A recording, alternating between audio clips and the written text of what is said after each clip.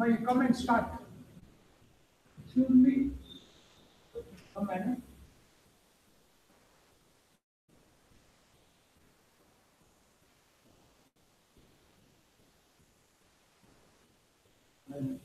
Put this button.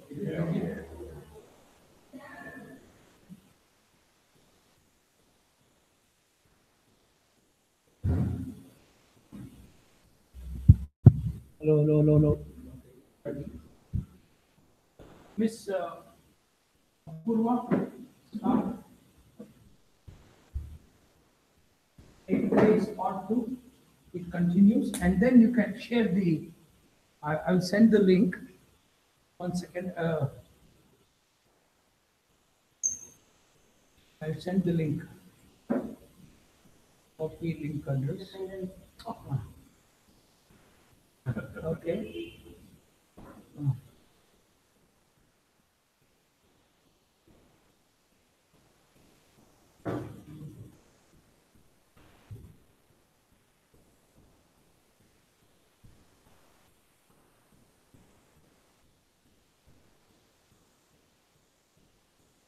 Okay.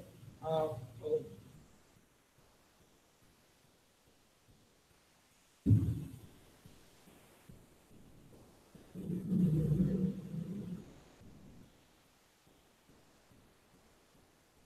Apurva, start. Once. Okay.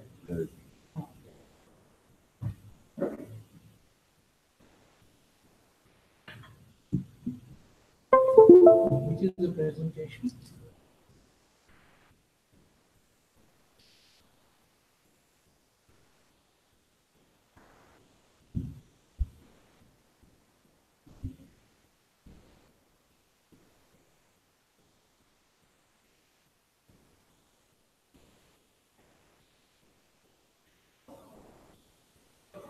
Once again, I have got this on the desktop.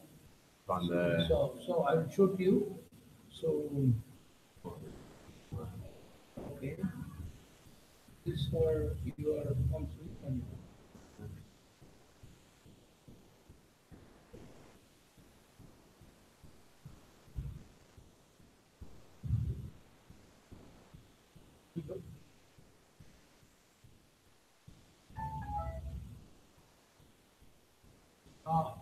Reshma, excuse me.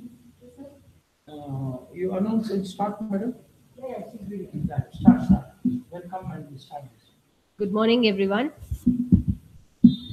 Today is 18th October 2018. Welcome to Sanjeevni Gnana Yagna. Let's continue with our insulin pump CGM CME today.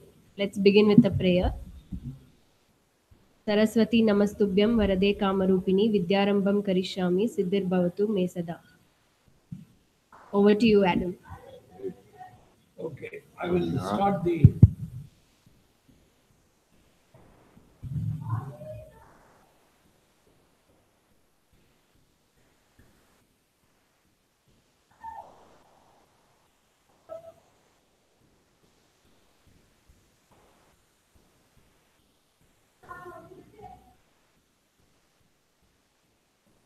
One second.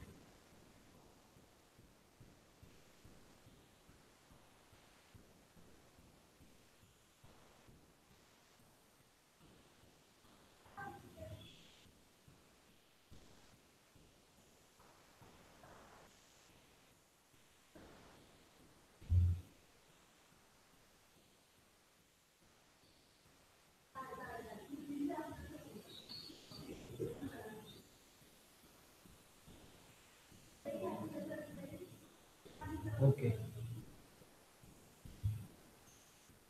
Okay, good. Let's see whether the link has come to you.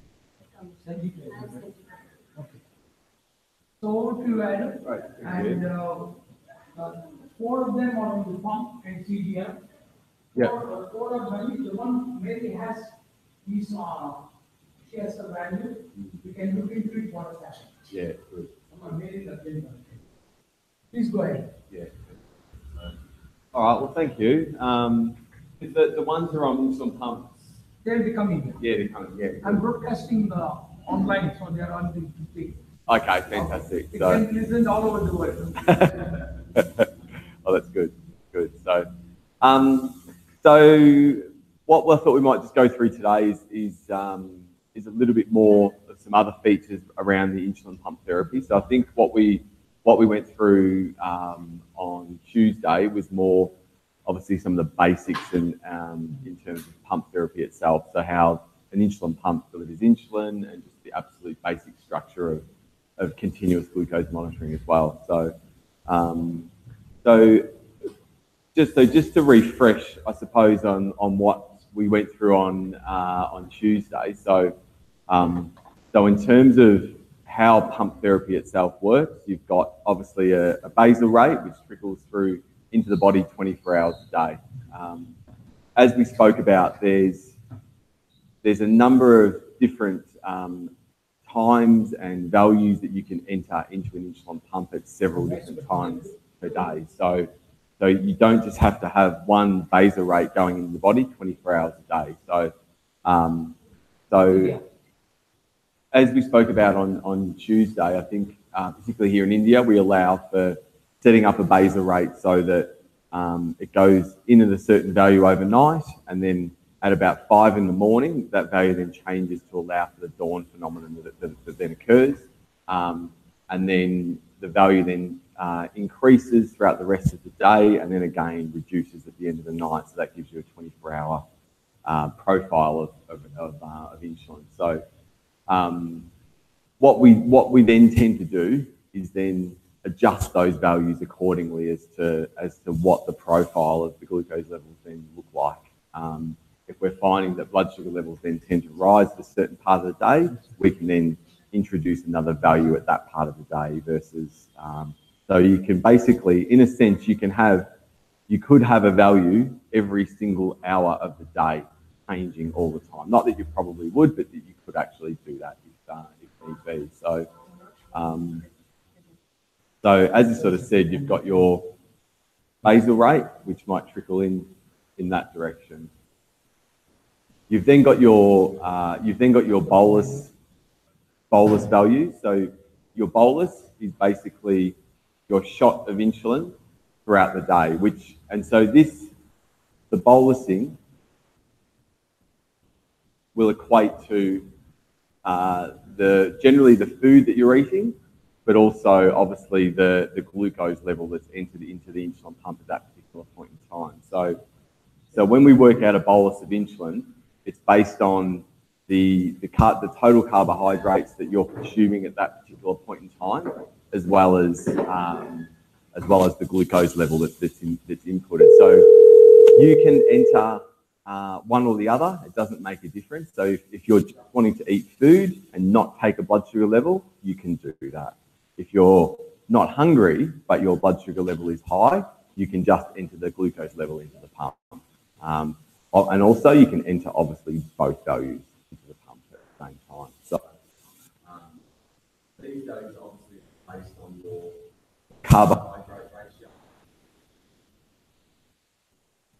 and your ISF, your insulin sensitivity. Two calculations that are used into an insulin pump.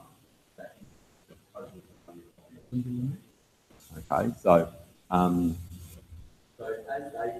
as they go, obviously whenever They may require insulin, but there is a hope for health.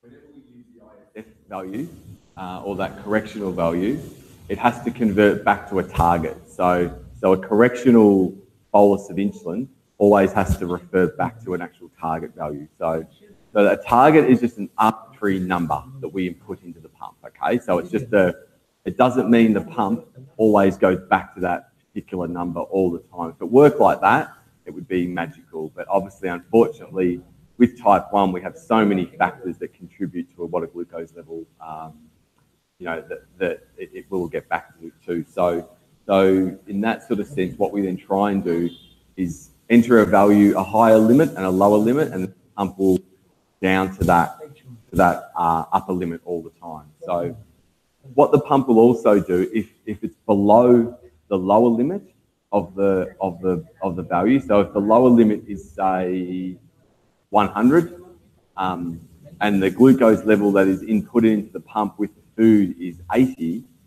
the pump will reduce the amount of insulin based on that bolus, okay? So it will actually undercorrect. So it'll do the opposite sort of thing. So if you're having 60 grams of carbohydrate and your glucose level is 80, but your target is 100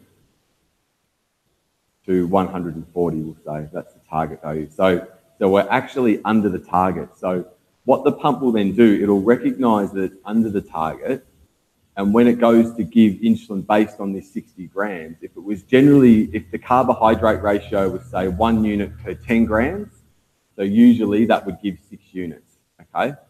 But because the value is below the target, it will actually probably only give maybe 5 units, okay? It will undercorrect. The base rate won't change. Yeah, that'll stay exactly the same. So it just adjusts the bolus value. Yeah, exactly. So that's basically how the pump will function as the day sort of goes on. So the basal value does not change unless you self-adjust it. So the only value that changes constantly is the bolus value.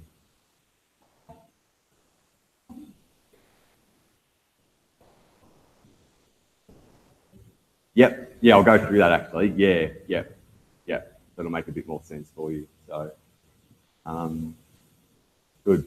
And then, as we then spoke about, in terms of when we give those bolus values, you've then got that active insulin profile or insulin on board, which we spoke about. So generally that would be set at something like 4 hours. And like we spoke about, that just takes into consideration that the bolus or the correctional insulin that's in the body at any particular point in time. So if I was having a bolus at 8 a.m. in the morning and my glucose level was 200 and my carbs were 60, so basically I would get if my carb ratio was 1 unit per 10 grams, I would get 6 units there, and I would get maybe, say, 4 units, for instance, okay? So what the pump will then do, it will, for the next 4 hours, it will take this 4 units into consideration all the time, okay? So if I wanted to have another 60 grams here and another 60 grams here, the pump will still give 6 units of insulin for that all the time, okay?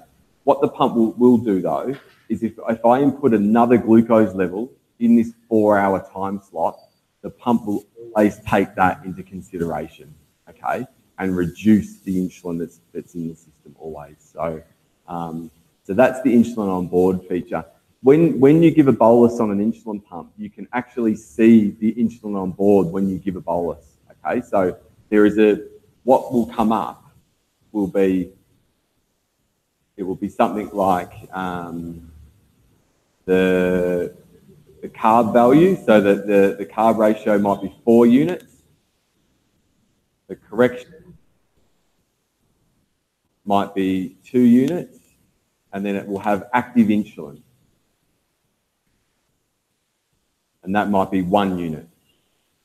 So what the pump will then do, it will then calculate these two and minus that one, okay, and give a total value of 5 units. So what the pump does is it takes into consideration that there is correctional insulin in the body.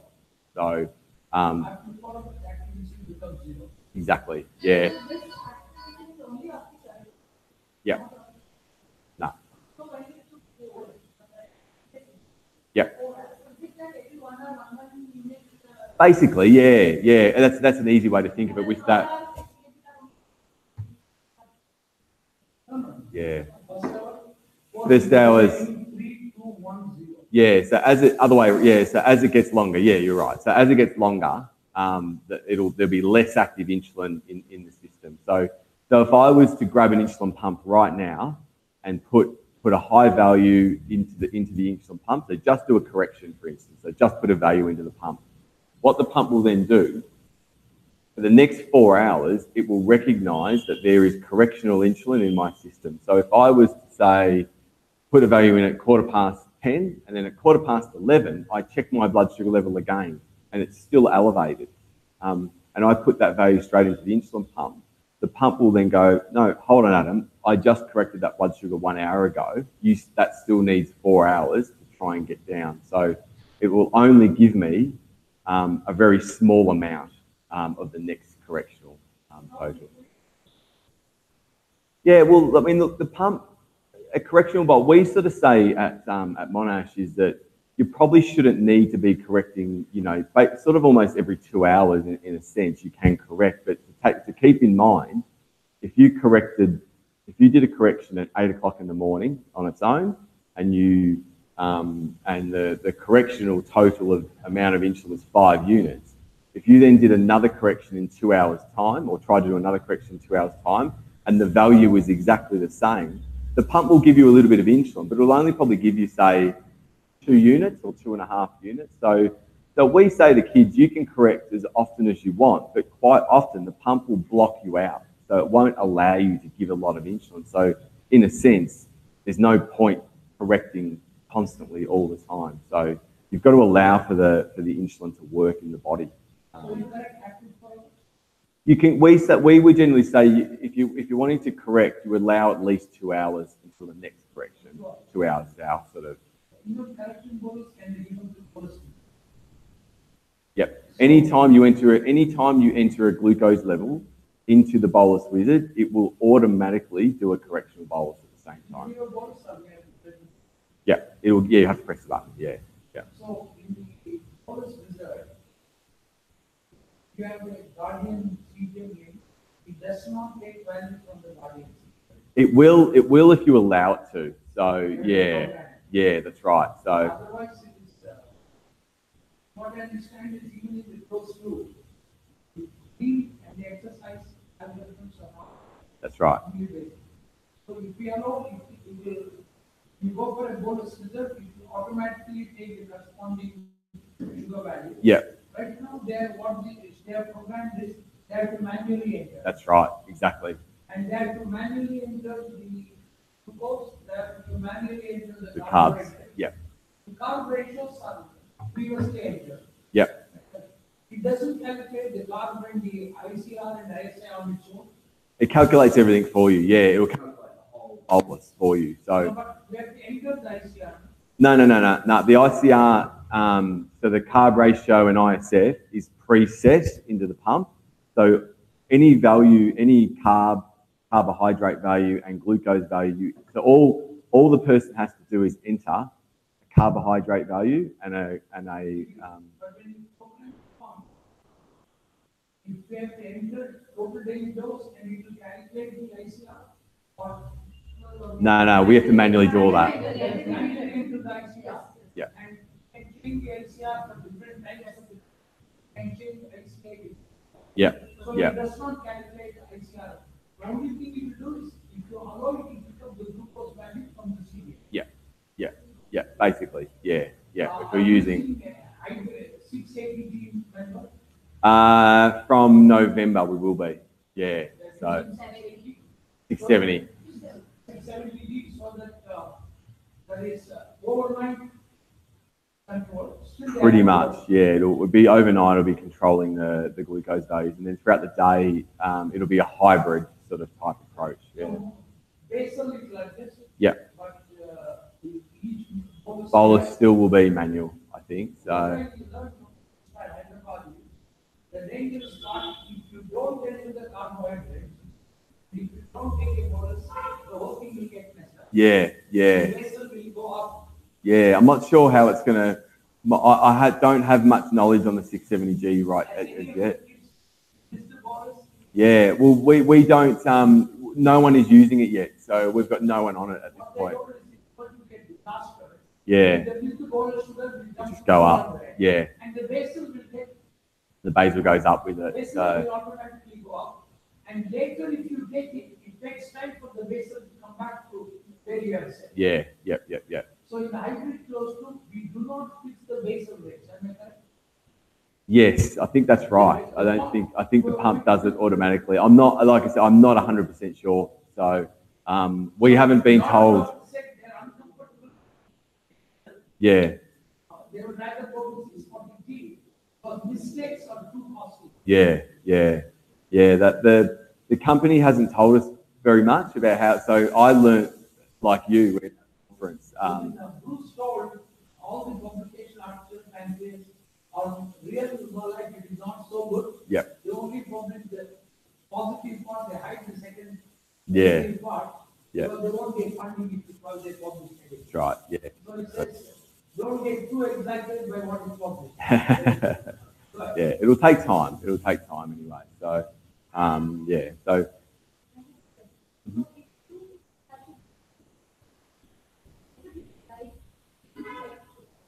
2 hours. Yep. And then if it's still, and that's where we give guidelines around, like particularly if the blood sugar is getting higher and higher and higher, so you have to correct. So you correct initially, and then you check it 2 hours later, and then it's still rising, and then you do another correction then, and you check it 2 hours later again. If it's still rising, we would then suggest there's probably line failure or something, and so we would take the line out and then insert a new one, and then off you go. So yeah, exactly. The other thing we would then check would be a ketone level in the body as well. So it's generally fine with people on insulin pumps.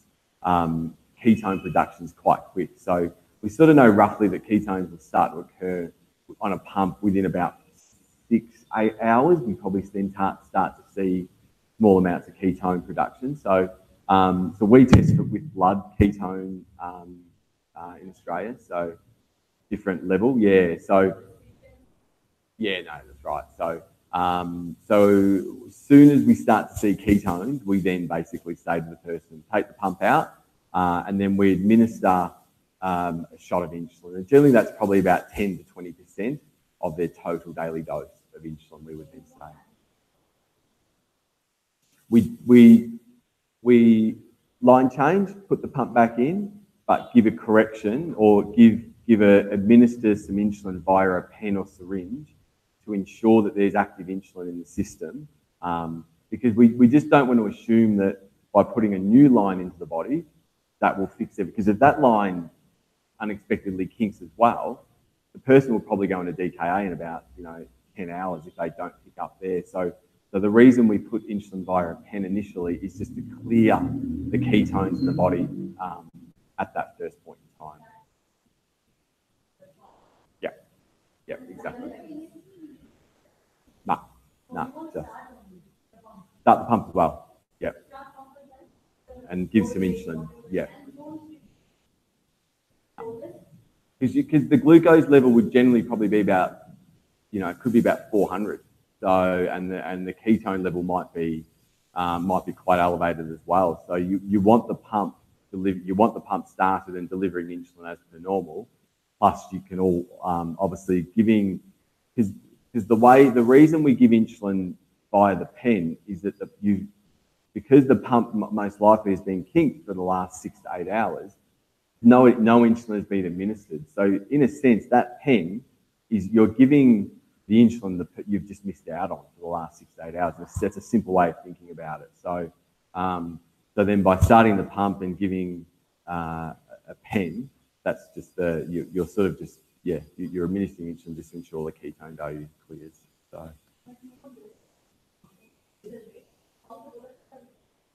just the first one. So we just administer pen insulin to start with.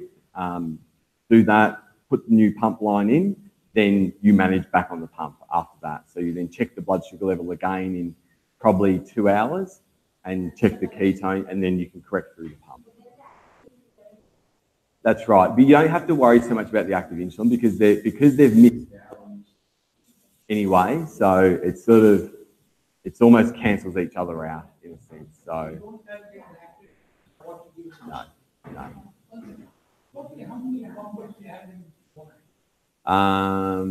Probably about 250. 250. How many doses like one? 800 at least. Yeah. So 800 to 50 means about 30%. Yeah, around that 30. And that'll grow. It'll start to grow a little bit. It's been a bit stagnant the last few years because The government will pay for everybody to sign up. the government, the insulin pumps are covered via private health insurance in Australia. So, no. So the government, so you, in a sense, you do pay for, you pay with private health insurance. So you pay your private health insurance every year, but the insulin pump is covered by private health insurance. So, Government insurance doesn't cover even 50%. no. So if government were to be pumped as part of the program, you think 80-90 would have accepted? Probably. For some of the European countries where Yeah, but what we do in Australia when we put people on pumps is we assess them. So we don't just put anyone on an insulin pump because probably 7-8 years ago we did put everyone on an insulin pump. But what we actually found was that if you're poorly controlled on an insulin pump when you first start, and the reason you're poorly controlled is because maybe you miss an injection per day or you don't test your blood sugar levels or anything, what we then go straight over to an insulin pump. So and what then happens is the person doesn't enter their boluses, they don't enter their corrections, and they're poorly controlled on a pump as well. So what we now do is make sure that before you start on an insulin pump, we ensure that you're checking your blood sugars regularly, giving all your injections regularly, you're linked into the team, you attend all your appointments. So we just make sure that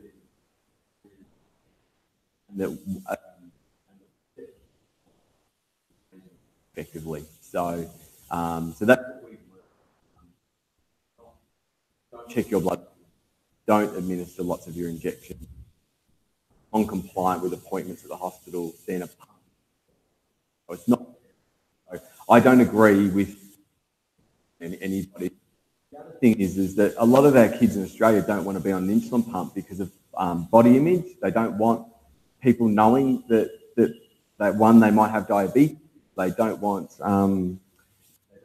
knowing that they want something permanently attached to their skin. You know, they don't like a machine attached to them all the time. So.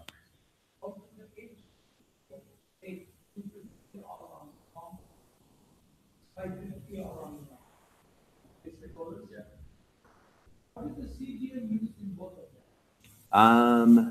CGM is being provided free in Australia for all type 1s. Under the age of 21. Under 21. Afterward, they have to pay themselves. Adults type 1s? Yes. So any patient under the age.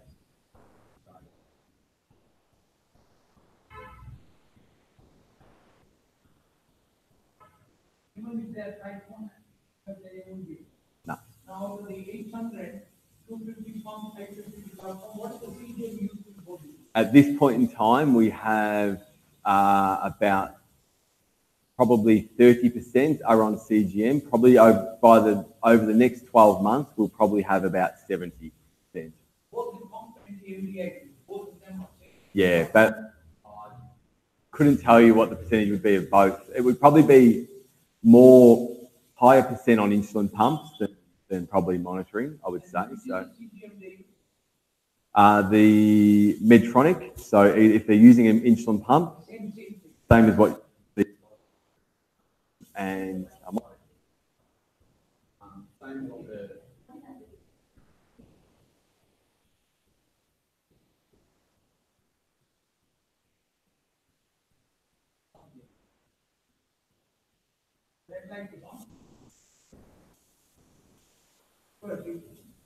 That's still cool.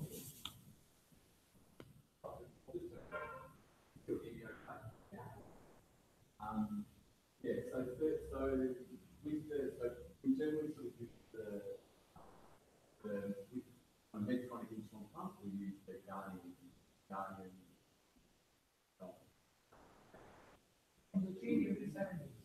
And then the Guardian Connect, quite often for the ones who are using Guardian Connect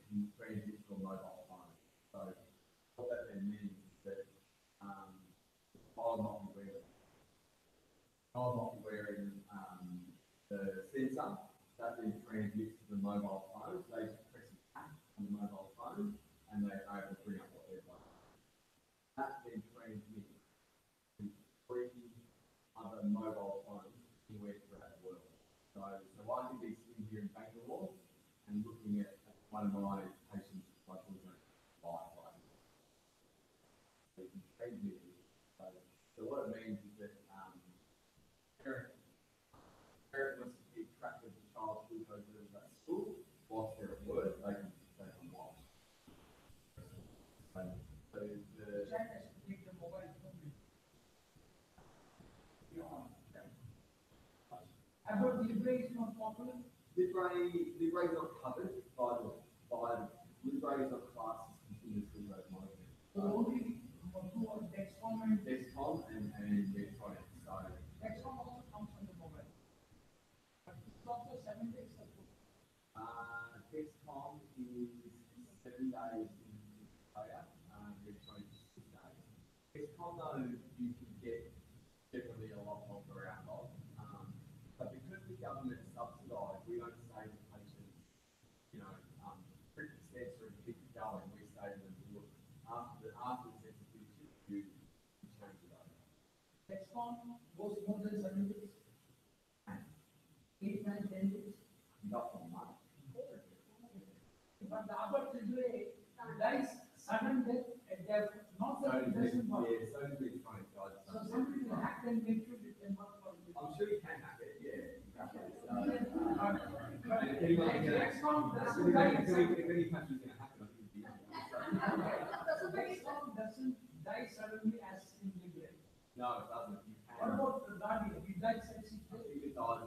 I'm sure you can hack the Guardian too, though. So, But right now it dies. yeah, it dies. I think what you could do, I shouldn't tell you this, is that you could actually Change the clock. well, you could, before it ends, you could disconnect the transmitter, end the monitor, and then start it again, and then connect it all up again. So You have done that. yeah, It works at another 6 days. it'll work. But the Medtronic guy told the moment you remove it, it's dead. So you have to remove it, download the data, and you connect again, it will think it's you. We don't teach that, though. We don't teach that. So, but in fact, yeah, it probably would work. So you can If you are paying out of the pocket, you do all you can pay out of pocket, yeah. And I think with the Dexcom, you can just like through this. But like I said, we don't teach that. I've never said to anyone, try and get longer out of your sense by doing what I just told you then. Reason being, is obviously we've got government subsidies where patients are pregnant. But also, the risk of infection by leaving them for a lot longer is great. We basically say, as soon as the sensor finishes, you take it out, put it away.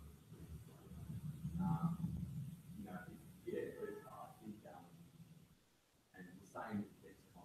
I think it is easier to get a little bit longer out of the Dexcom, but the other important thing too is that, and the reason why we would never say to anyone, keep them longer or treat the system so you keep them longer is because we don't know how accurate those will be as the system stays in still longer. So who's to say that those values as the system stays in after 6 days start to get to The Guardian needs calibration. Libre doesn't need. No. The new version of Dexcom also doesn't need calibration.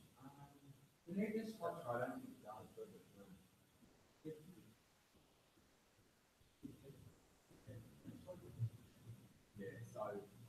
So that's the other thing that's in Australia it's all sort of subsidised from that perspective.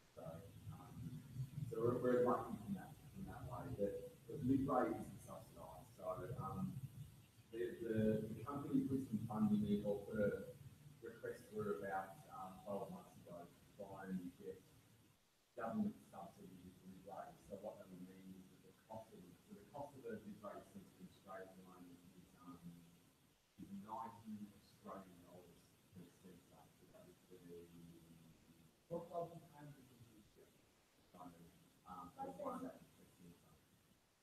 India is not. The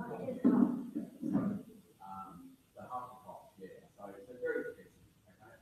Unaffordable. So it's very popular. Like most people use food grade really like it. That's all. After once, I did it. I give you the. I do that. It has been turned off. I'll do that. The red light. No, you go. It will be fine. Okay. Yeah, that's better. Yeah. So, yeah, so the government will try and subsidise that soon. It's fine. It's fine. Yeah, fine. Yeah, hopefully that cost will come down, basically. So it'll come down to hopefully 16 Australian dollars, we think, something along those lines. Yeah. They will all be 4 to 5 will tell you their experience. For her, there was a terrible skin reaction with the sensor and got pain. Was yours the one where the needle got stuck too much? Okay. So, she got pain, lot of pain, and within 12 hours she had erythema redness an inch and a half. So she had a reaction to the adhesive of the sensor, Yeah. but not the pump. So she's on the pump now, Yeah. without the sensor. What is the incidence of the skin reaction to the pump, cannula, and the sensor? Yeah, so we do get a little bit with both, so with pump and sensor. Not a huge percentage though at the same time. So find is that we probably see it more commonly in the CGM though, so in the CGM sensors. I think the adhesive, But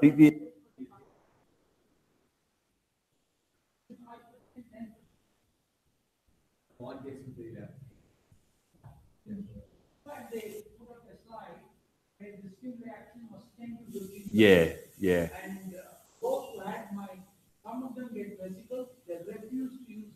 Yeah. And I tried people, Aberdeen company, some people had the part of the Yeah.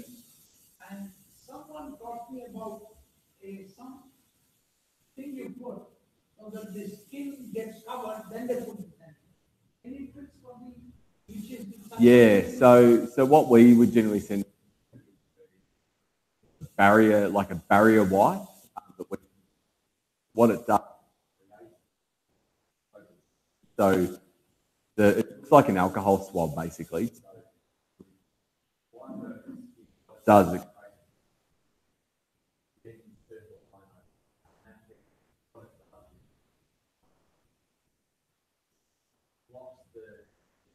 actual skin side itself.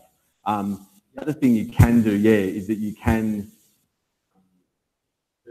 over some tape as well, so you can insert the cannula through in layer of tape potentially as well, which stop the reaction. So there are a few things you can sort of do. Yeah. And the second is you put a tape like cannula. Hang it is pad, you can sort of do. Yeah. Does it solve almost all the problems? Well, it depends. Sometimes people then can react to the actual tape, the taping on top of the skin also. So it just depends on the skin and the person itself. But sometimes a lot of times do have. And if you put that thin film, will the sensors come out fast or the addition? They're pretty good. Still, I say, last question. What percentage of people have discontinued the pump CGM despite all the tips? 5%, 3%, 2-3%. Very low. None of the tips work and they give up and they're Very low. Very low. Enough. We tend to see more in people who are non-compliant or they're not.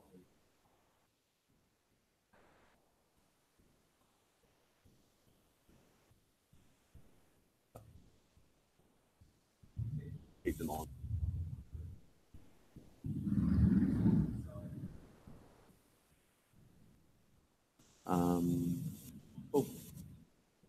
questions at this point in time?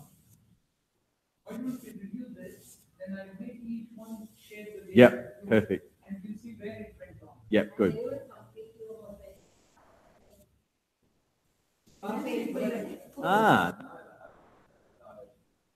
Maybe our kids don't wear seatbelts, maybe. Yeah.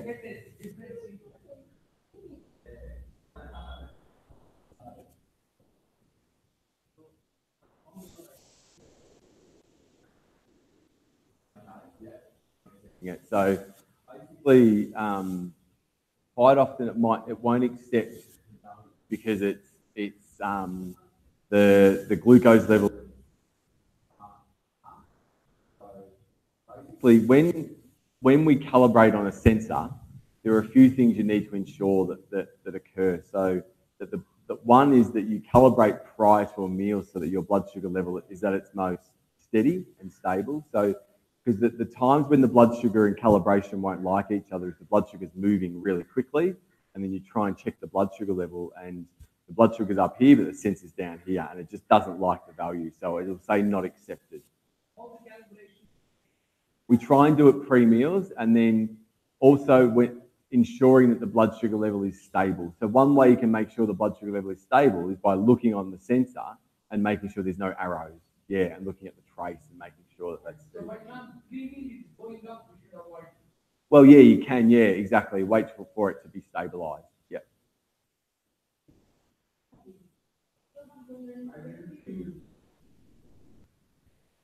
Okay.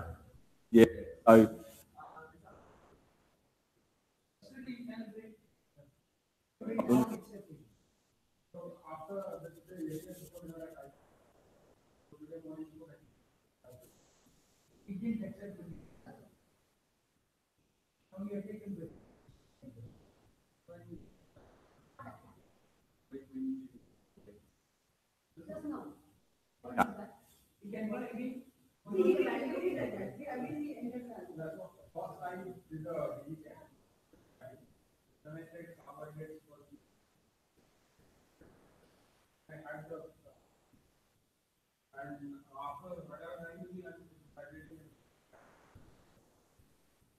Okay, so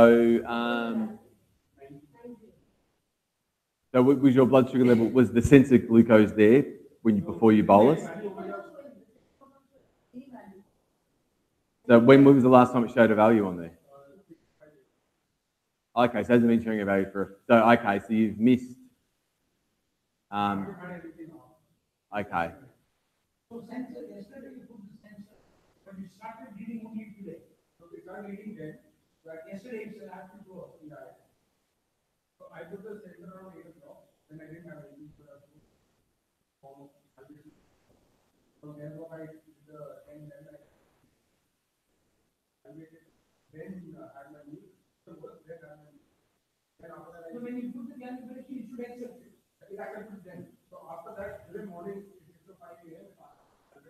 Yep. Yep.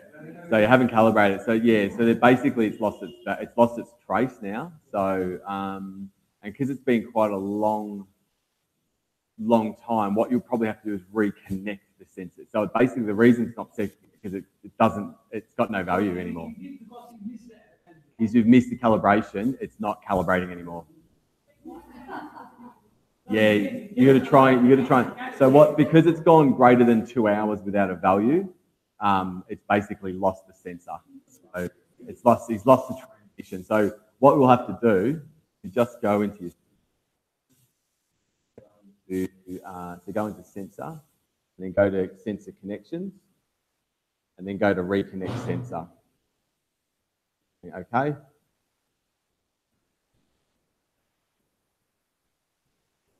So now what it's doing, it's searching for the transmitter again. Up again. So you just got to.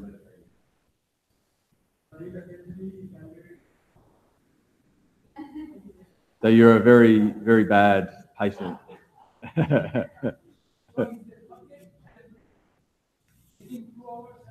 Yeah. There's no for greater than 2 hours. It'll use the bad boy. Yeah, bad boy. Should do. Yeah, it'll last. What it'll do now, it'll warm back up again, and then in a period of time, I don't know, that period of time could be 15 minutes, it could be 2 hours. It will ask him for a blood sugar level. Again, It's a punishment. it's a punishment, big punishment. Yeah, yeah.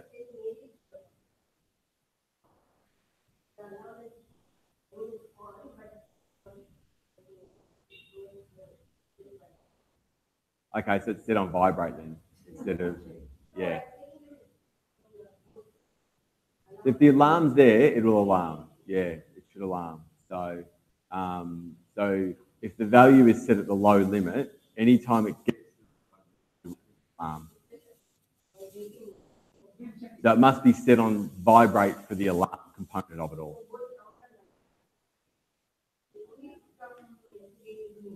Okay.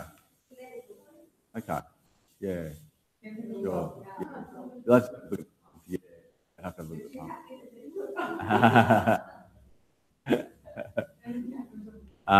So. Yep. Yep. Yep. Good. Good. So what I was just going to do is just refresh what we went through on Tuesday in terms of setting up the pump in particular.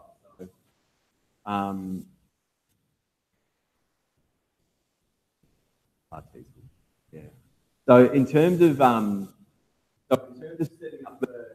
setting up an insulin pump, the main things we just need to make sure that we do is that basically when we put someone on an insulin pump, we set the pump up based on their total amount of insulin per day. Okay. So if we've got somebody on, so like Mary Priya was, I think, around 84. There we go. 84 is their total daily dose, is their daily dose of insulin. Okay, so based on what we then tend to do is based on that total daily dose of insulin, children who are well controlled and low frequency or hypos generally would only reduce. We then look to reduce by anywhere from 10 to 30% of that total daily dose. Okay, so anywhere from 10 to 30%. Quite often we generally do probably 30% is the general sort of thumb. So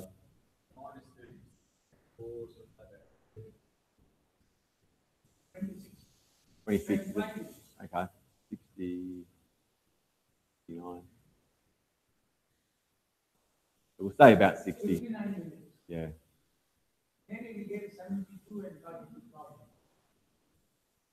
There we go. So if we minus 30% of that total daily dose, that comes to 59 units in total. Okay. So out of that, what we then tend to do is go roughly sort of 50-50. So basically,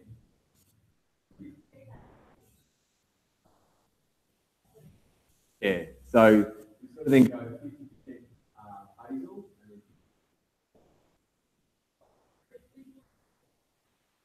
Still probably the same. You might go 40-60. So sometimes it might be 60% bolus, 40% basal. So we would generally sort of do anywhere from 40 to 50%. They said the ideal for the young ones will end up you start with 50 to end up at 30-70, and as they go towards puberty, it came around 40-60. Yeah, exactly. That's what we tend to find. Yeah, it's starting point can be 50. Starting point's good for 50-50. If you think that 40-60 will be okay, it depends on the individual. Our general rule of thumb is about 50. It's then sort of 40, so sort of 30 units will be 30 unit will be basal, and then 30. So from there, when we look at the total amount, I've got an example of 40 units there. So what we're then to do is basically, so if the total daily dose is 40 units, 50% of that will be the basal. So it'll be 20 units in total. Okay, so what we then do is divide that by 24, which makes the 24-hour basal rate. Okay, so or the basal rate, so which is basically 0.8. In this example,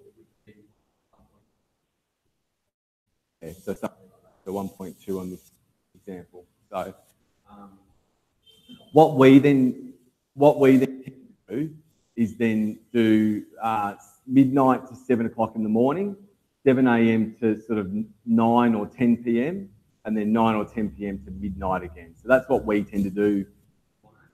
Every facility does that. We allow the dawn phenomenon. Yes, there's a few more. In India, the dinner is late. That's right. So we do 0 to 5. 5 to breakfast, we make the dawn dose. And from breakfast to midnight, the same dose. Yeah. Yeah. Yeah. So And they spoke about the dust phenomenon, which yeah, but a lot of people didn't know, even I didn't know the dust. the dust phenomenon. That means it goes up after 5 or 6. Yeah. So in his first Yeah. time I heard in my life. And the requirements go up. And nobody could explain the mechanism of action. No. Now at least you have complex lecture. Yeah. Yeah. They showed him a couple of things. Okay. Yeah. So that's an example of how we set the basal rate up, basically. So and then from there, pretty much what we then sort of tend to do is once we then do that, we commence with doing the process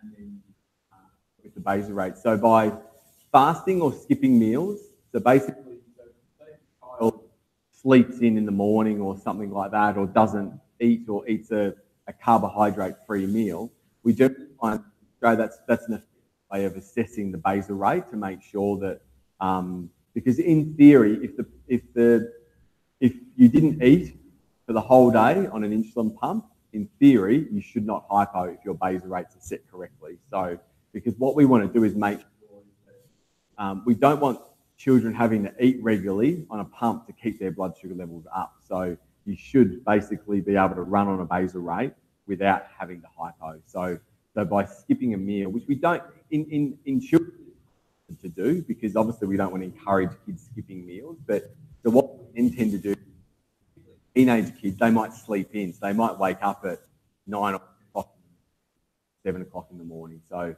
that's a good way of then assessing the overnight basal rate in particular to make.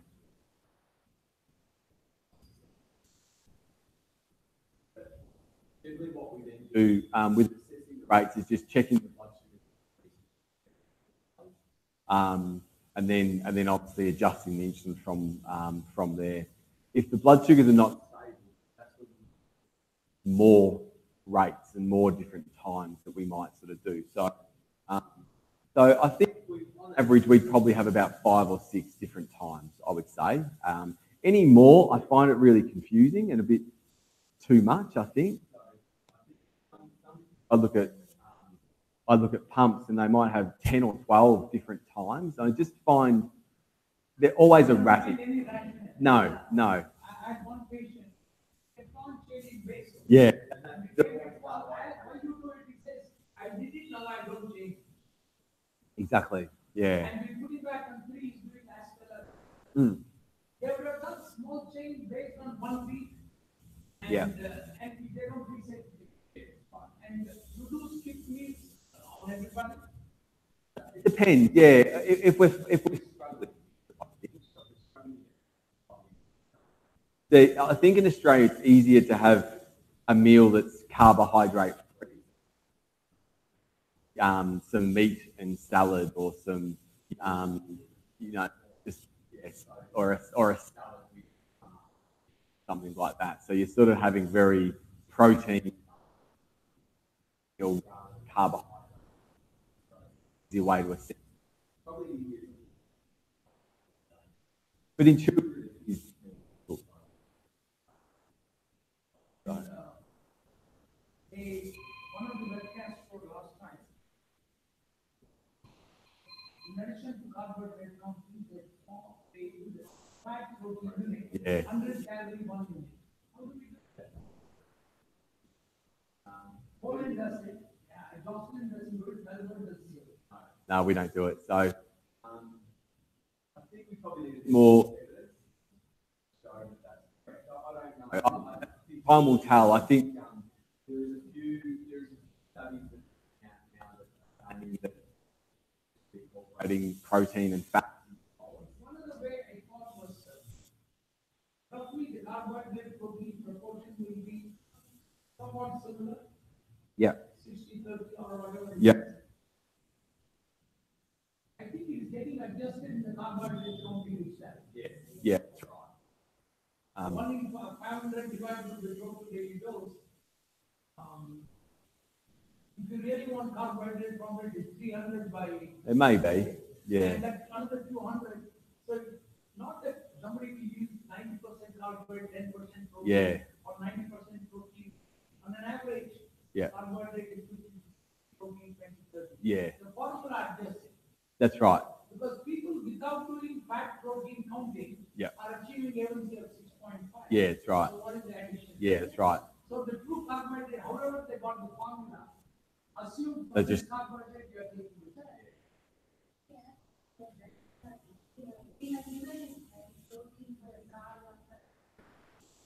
So when you do fast protein, you get the meat fat, what you add, and then you count the total content, no? Then only you eat it.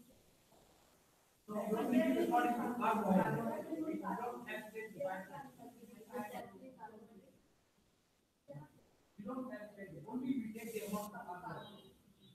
So the fat protein count was 100 calories of protein and fat, 1 unit. And that also they get one formula. You can't. No. If they are insulin resistant, it will be more. Yeah, that's right. Right now, even doctors that one don't do it. They just do the carb. Yeah. And speaking to a colleague, I mean, about it, I think he just sort of said, well, if you're having to add protein to every bowl, easy way to do it would just be to reduce carb ratio, basically, and that's, you reduce on every bowl. So I don't know. Complicating something that might not need to be that complicated, I'm not sure. So in the next couple of years, if I come back here in a year or two's time, we might be fixing it. So yeah. So in terms of the carb ratio, then what we then in Australia we might use 500 ml. Basically, so with working out a carb ratio, basically it's just 500 divided by the total daily dose.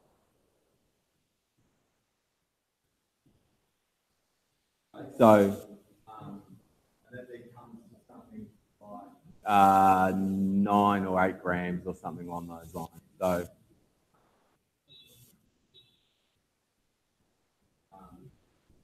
So again, so from there, we then see what so we generally start with one carb ratio for 24 hours and assess from there. What we quite often find, children are more resistant. Most children have a lower carb ratio at breakfast time, and then throughout the rest of the day. So we don't know if that's or if their breakfast is very carb heavy in the morning and the day. So that's generally sort of what we would do to do that. We set one ratio, and after that, we just adjust accordingly from there. So.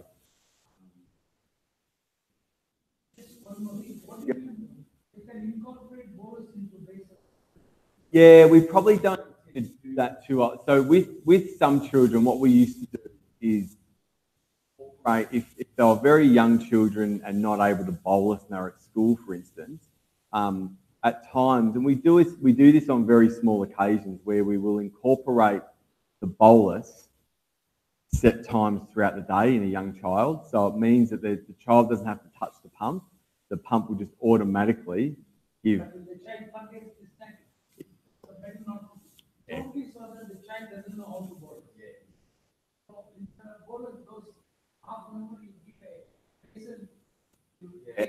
We've only got very like 1 or 2 children we do that with, and they've just got to, and the school or the kindergarten just ensure that the child eats at that particular time. Basically, it's probably no different.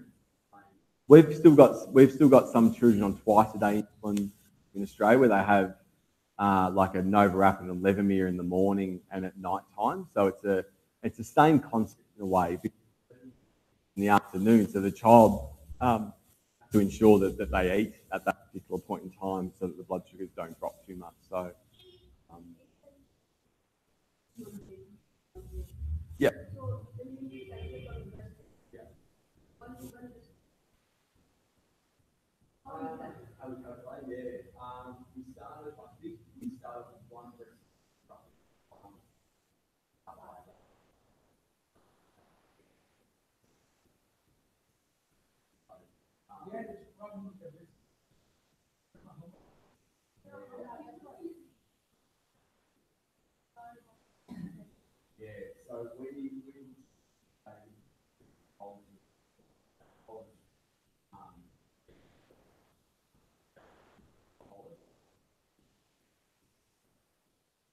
So look, it does depend on how often they're eating. With the city, eating every hour.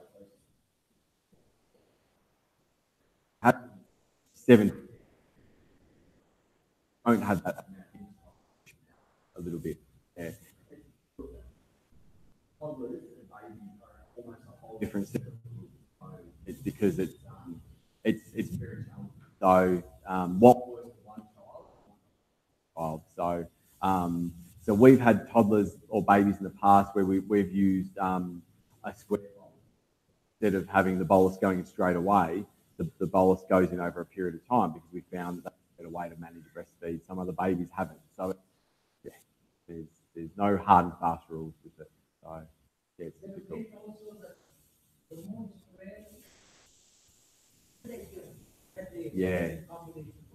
Yeah, exactly.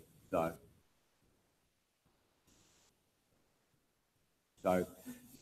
in terms of assessing the bolus settings in the carb ratio, obviously what we do is check the blood sugar level after the meal is stable. So I suppose checking the blood sugars 2 hours is the best sort of time to assess a glucose level post meal. For toddlers and children, because we do involve so for babies,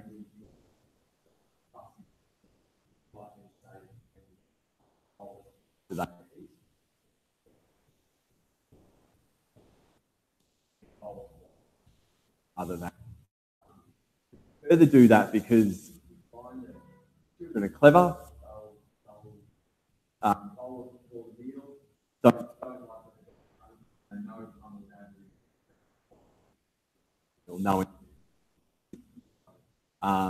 So we tend to call the child bolus after the meal, and they bolus for when they eat. Fine, not eat then. They can go to bed hungry, basically. So, and then sometimes what you can then do is split the bolus also. So you might bolus a very small amount initially, and then if they don't, if they eat a little bit, then perfect. If they eat with some of the meal, so it depends. Bolusing basically. So.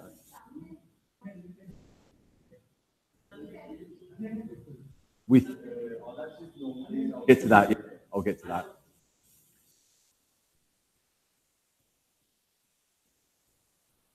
Yeah, as I said, the blood sugar should hopefully return to within about 2 millimole of the original blood sugar level. Set correctly. Okay, so the body's response to insulin varies. Activity of food and type of food, quantity of food, and those sort of things. So which bolus is best, basically? So, and as we sort of been speaking about, so most meals will have protein and fat. So high content, as we know, slows that absorption. High protein now know can result in a big rise in inflation after the meal. That's what's being spoken about, the protein component rather than so that's what we're learning. So some facilities in Australia take into consideration protein and add 20 that. So as we said, so like I'm not actually going great at this point in time. So yeah, and then as we know, high GI. High GI is in Australia we use the glycemic index, which is just with food. I think they have that sort of in India in a sense. Yeah. So we use that. So policy is that. Obviously, quite often what we do also is we get the kids to bolus in sometimes even 30 minutes if we're finding that blood sugar level is rising quite high.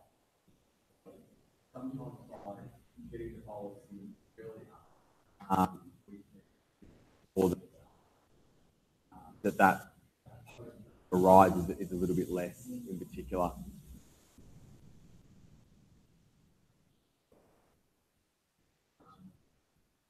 As you sort of said, there are three, on a pump, there are three different types of boluses. So our normal bolus is just our bolus that goes in, and that's the general bolus at most point in time. So the bolus is just, it's a standard bolus that goes in straight away. You've then got an square or extended wave bolus, which is a bolus set over time. So if you're having to work out the carbohydrate of a meal or something that you're having, and it comes to 40 minutes. So, okay, instead of that 40 minutes, I'm going to deliver it over 3 hours. We would generally tend to use that type of bolus, not very often, to be perfectly honest. So we would tend to use something like that, in particular, if they're, say, at a party. So if the parent drops them off at a party or something and they're at the party on their own, what the parent might do is say, I'm going to bolus for you for 50 grams of carbohydrate over the next 3 hours. So the child just needs to ensure hours because the pump's going to deliver that amount over 3 hours. Okay, so the other thing you can use a square bolus for in situations where you're again at an Indian wedding is a very good example, I think. Okay, because you're Monday night. Okay, so we're at a so you've got lots of different things in front of you. So I might get to my Indian wedding and go, I'm going to eat that. Carbohydrate value of roughly what I'm going to eat.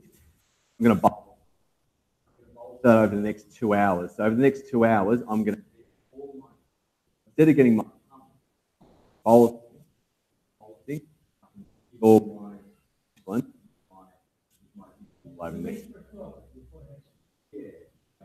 So you're going to need all that carbohydrate over that period of time. So it's not as you can see, you've got to be quite exact. It doesn't take into consideration fat and protein and all these things. So quite often we find when we use these types of boluses, it's just to get you to and then generally after that 2 or 3 hour period, you're probably blood sugar level a little bit. You might be a little bit elevated or something, but it's just an easy way of getting on and off time, bolusing. So just a different way of doing it.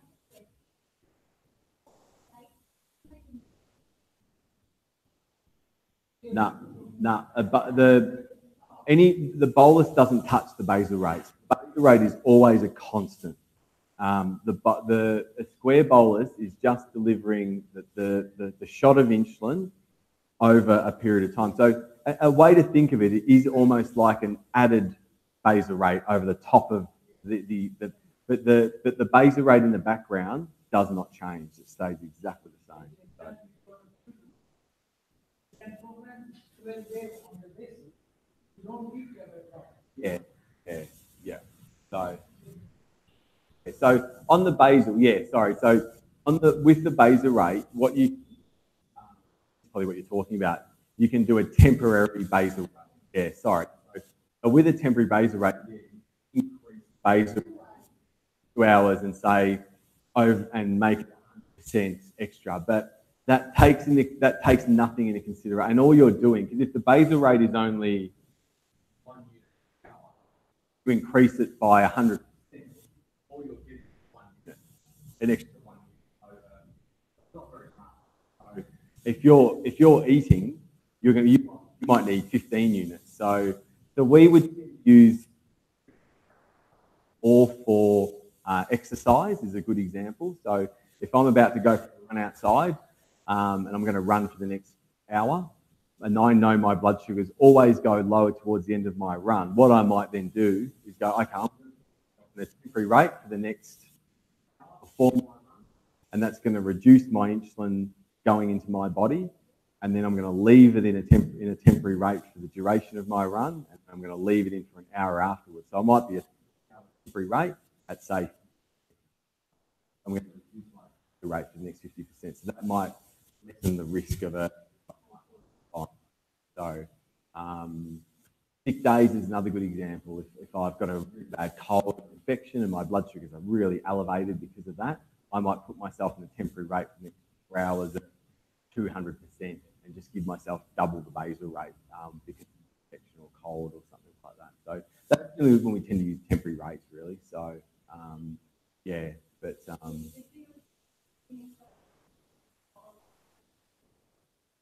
So if you've got a temporary rate, you can hold that and those 2 hours. Yep. So you can still correct. You can still do all those. We find with sick days, look, you can sometimes need upwards of 200, 300% more insulin sometimes, depending on how unwell you are. So particularly if there's quite high infection or virus and those sort of things, insulin requirements are drastic. Put on pumps as well. So we try and encourage the families and children to be really aggressive when they're sick on an insulin pump, just because we know that bugs and infections love sugar. So the higher that sugar is, it's just going to Well, the whole is to try and keep them away. Basically, the aim is to so if they're getting ketones and things, we're probably not going hard enough. So we try and increase it more. So.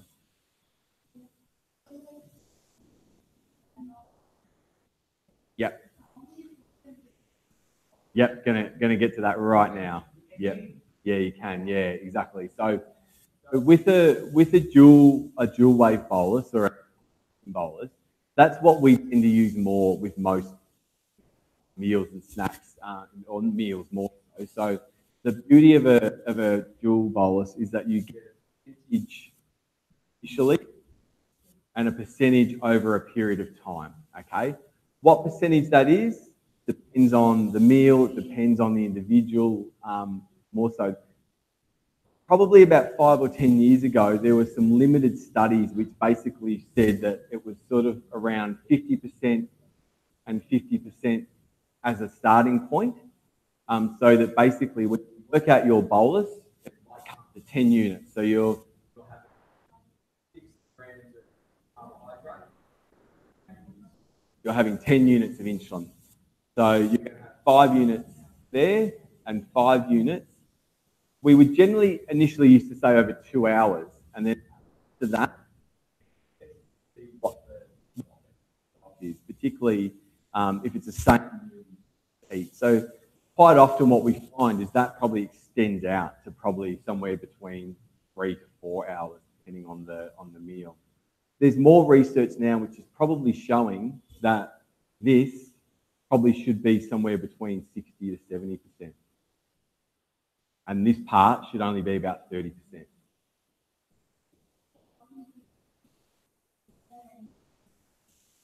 It's a good question, actually. So we only use fast-acting insulin, so I'm not even 100%. I don't know. I would imagine it might, yeah, because you've got a longer life. So yeah, we only use Humalog and Novorapid. So Apidra is not approved for use in Australia in insulin pumps. So whereas I think in India it is, and the US it is as well. So yeah, so we don't use, but yeah, I would imagine it would be quite similar. It would just, you know, be more 50 maybe, and then accordingly from there, I think. So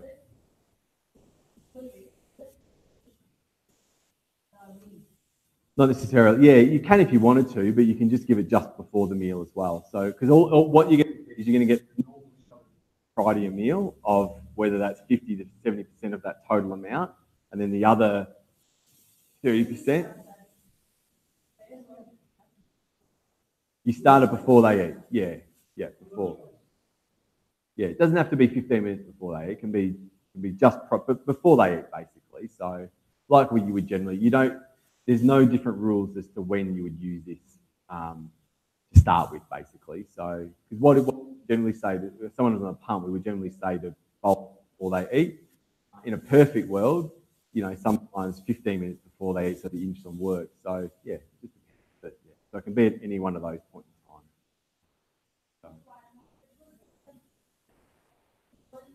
Great.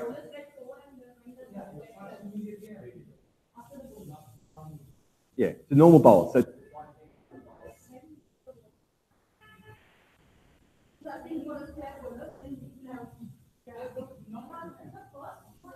the same. Yeah, it's the same. It's the same as it. So this is the normal bolus. So this normal bolus. That's when you normally bolus. The dual bolus. It's the action of the insulin. So it'll start to work.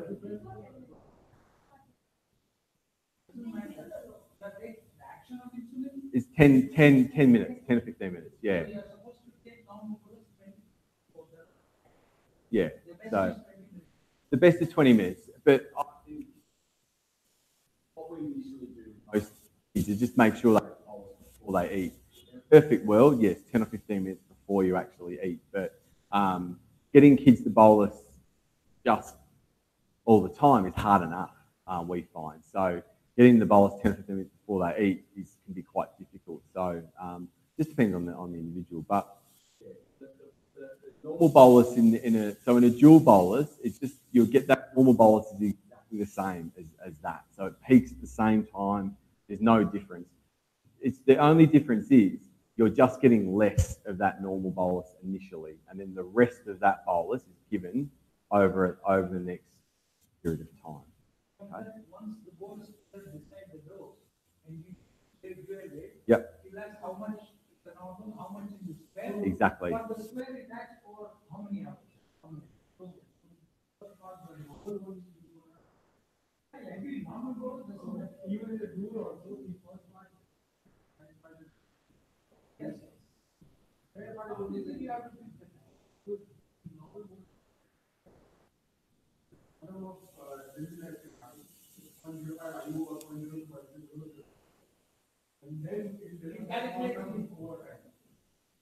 Larger the normal bolus, longer the time.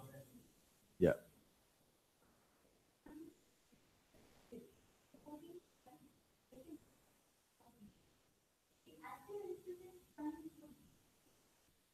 Good question. Now, we're in a dual wave bolus. There's no active because if you put a blood sugar level in, basically you can correct over the top if you wanted to. You generally wouldn't though. If you've got a dual bolus going on, you shouldn't be correcting because it's the purpose of actually doing it. You're wanting to correct a couple of hours after that, I would probably stop the dual wave bolus then and just correct. Yeah. Even for dual bolus, you have to dose and the glucose correction. Yeah. Then only it will split. Yeah. So Yeah. calculate the total bolus? Yeah, the total, it'll split the bolus, and then you can bolus over the top of that though. So if you've done a dual bolus for your meal, for instance, and then you're wanting some dessert an hour later, for instance, you can bolus that dessert over the top of the dual bolus. Original dual will remain for 3 hours. Yeah. 2 hours. Some rule is wait for 2 hours. Yeah, that's right. There are 2 ways you can stop a dual bolus. One of them is to literally go in and stop it. The other way is if you suspend. So if you suspend your pump for anything, so if you decide I'm going to take a shower and suspend my pump, you will cancel the dual wave bolus also. So yeah, so you've also got to be careful about that, that you don't basically cancel your pump whilst that's going. So dual wave boluses are a really good meal, high in fat, low in or sort of low in the glycemic, a bit longer over time. Dual wave boluses are used quite commonly in India for a lot of the meals. They're probably a way of how the meal is. So what we would generally say to most families is that you don't use these boluses initially. You get the pump first, see what the meals and snacks the person eats, and then you start incorporating these types of different boluses.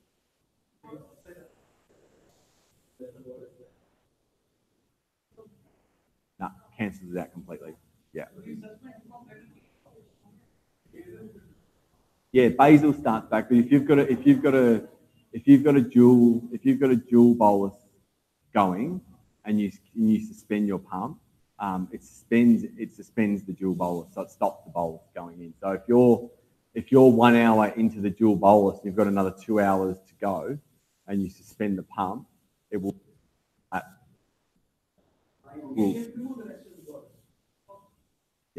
Yeah.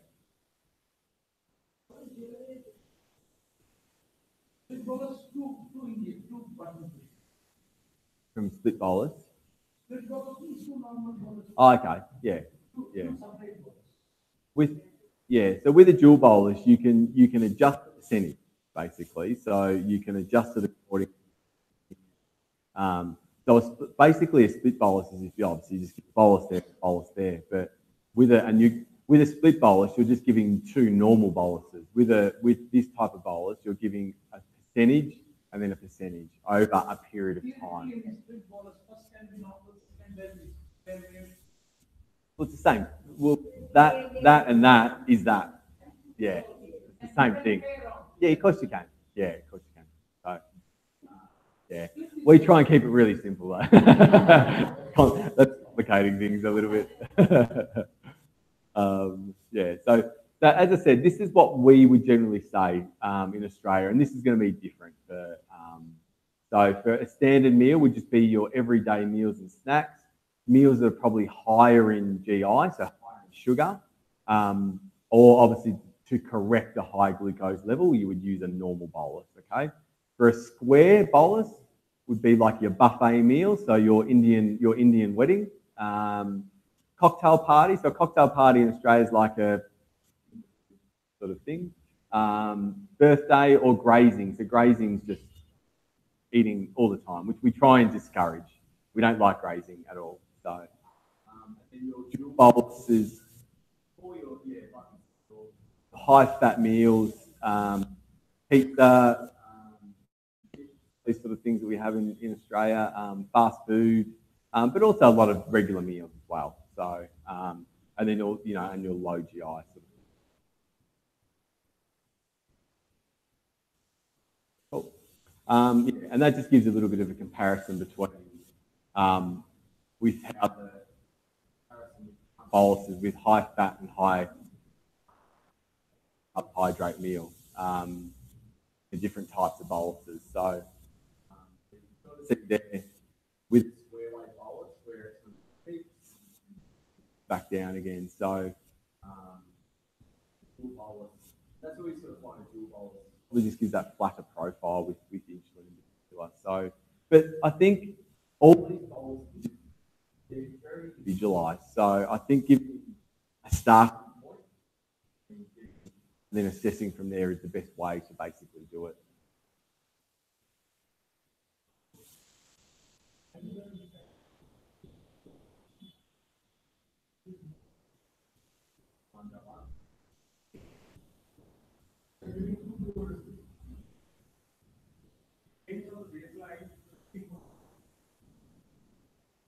Yeah, this was a study. This was basically some study data, which sort of looked at. Yeah, exactly. So this just looked at what the blood sugar levels did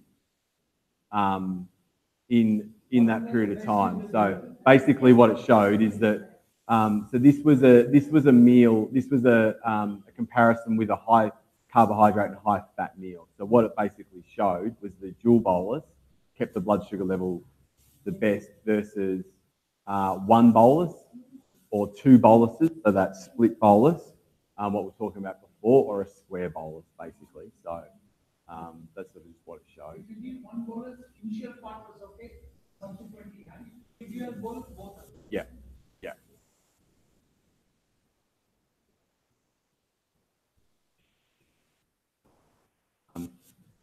So as I sort of said, just to sum up all of that, so the use of a dual bolus, 70-30 roughly over 2 hours with low GI or high fat meals probably result in significantly greater time spent within target and lower odds of a hypo prior to the meal in particular as well. Because that's the biggest pose of just whopping dose of insulin to start with, is having a hypo straight away. So that's why we reduce it slightly. But the biggest thing is just that trial and error in particular. So just try and play with it a little bit and make sure that everything is good. So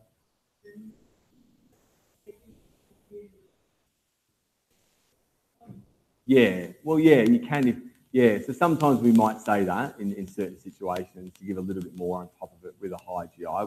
We probably try and encourage the high GI, because generally the high GI meals of your treat every now and again. I think is probably the easy way to put it. So I think if there's too many high GI meals every single day, yeah, exactly right. So good. I'm just mindful of the time here. So So now let us start with you come and tell your you did get a picture of your skin rash and all. And straight about the skin rash and the pain, then you.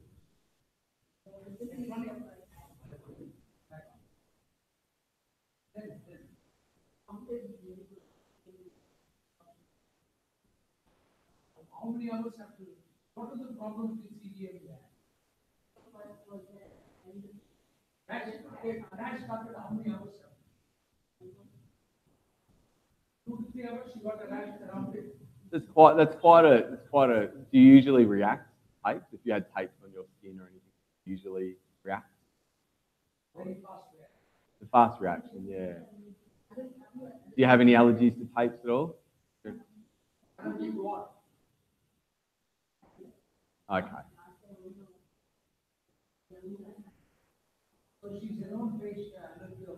Okay. Well, that probably makes more sense. So I think for people, yeah, and it's different. It's a different. I think it's a different adhesive on a CGM compared to the pump.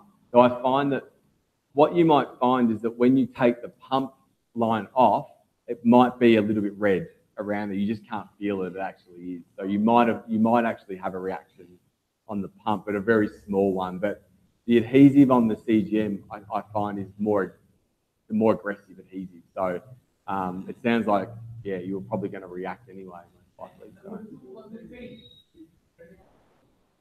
Yeah, that's right. It's more adhesive on there. Yeah. We generally do, yeah. It's just to make sure. But it's sometimes hard because some families or children will say, I do react to tapes a lot. And then we might just say, well, look, see how you go initially. And quite often they don't. But now that she does the reaction in 2 to 3 hours, she's sensitive. That's right. When was the last time you had it? Years ago. If it's a new patient, you don't develop it 2 hours. Yeah, that's right. Yeah. So one sensation even before. He's previously sensitized. Now tell about the weight. In fact, because of the Before that, because so that only the body is removed. After that, the whole you remove within 12 hours. Okay, now tell me, once again, are you bolusing it? Are you doing some? no. He's just wearing it as a jewel. Not doing carbohydrate counting, you're not shame on him. No, you expect to be a pediatric diabetes doctor. Don't put shame on him. Oh yeah.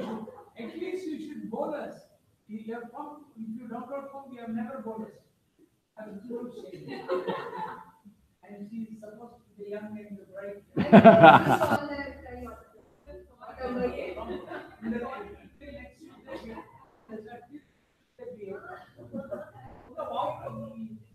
is not carbohydrate complete. She is doing the glucose. Whatever CGM, she is not there supposed to be. I tell you, JLFP will be doing. JLFP come. I mean, tell me the gap. You have not even bothered to send the Glucose thing is happening.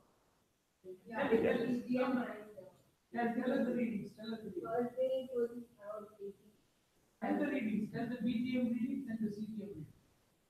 CM reading around 85, 80 and then. Yep. For sure, after that, low, 40, 45, CGM. 60. The CGM. What was the blood sugar? But here it was 102, 108, and 108. Yeah. 70, 80 difference. Now that she has removed the CGM, we don't have. But okay, at least till Monday, you have to change the sensor, the cannula on. My cannula said that. I have no time. It won't be no problem. Shame Monday. Okay. And Monday, this will decide a lot. Till Monday, you gave well, change the cannula on Saturday. He's on saline. Let her push saline and do that. Otherwise, terrible shape. You have let me now. The difference, yeah. So differences in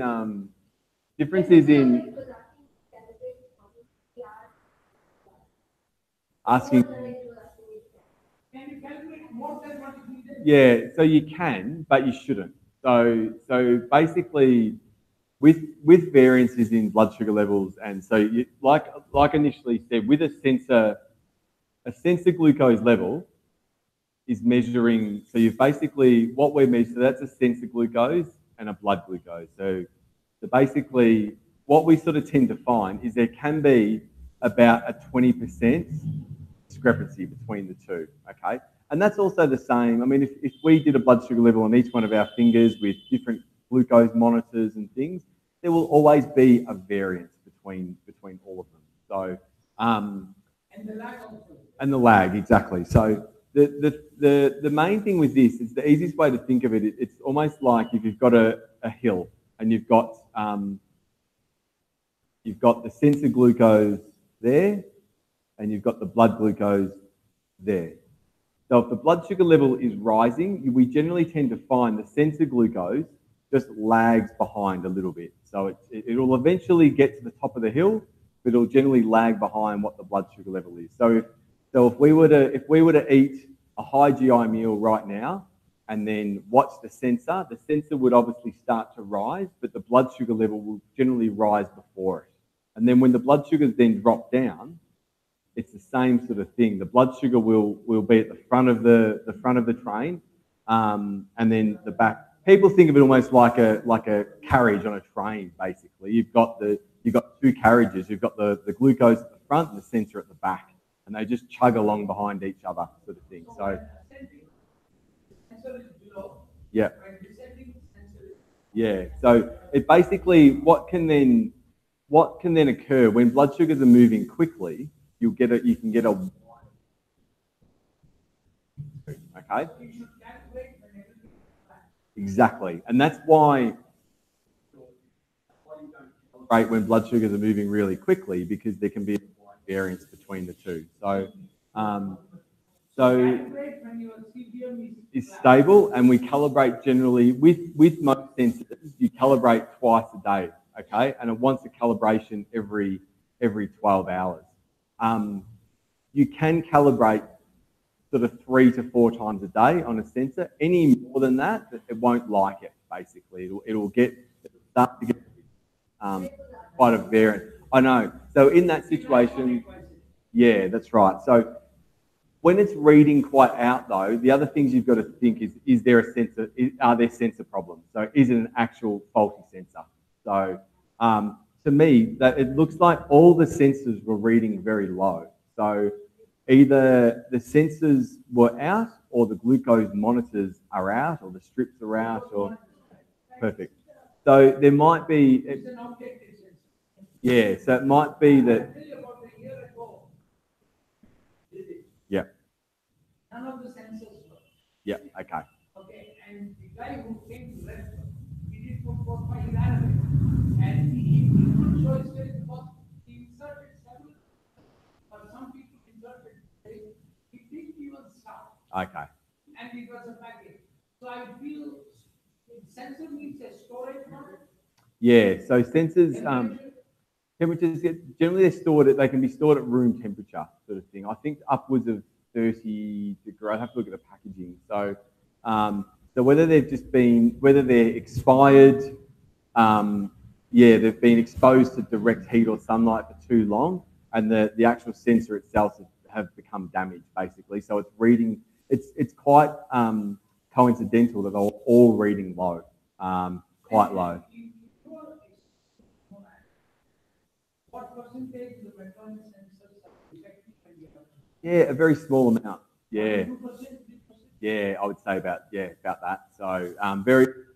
So if my patient was born in my yesterday, why I would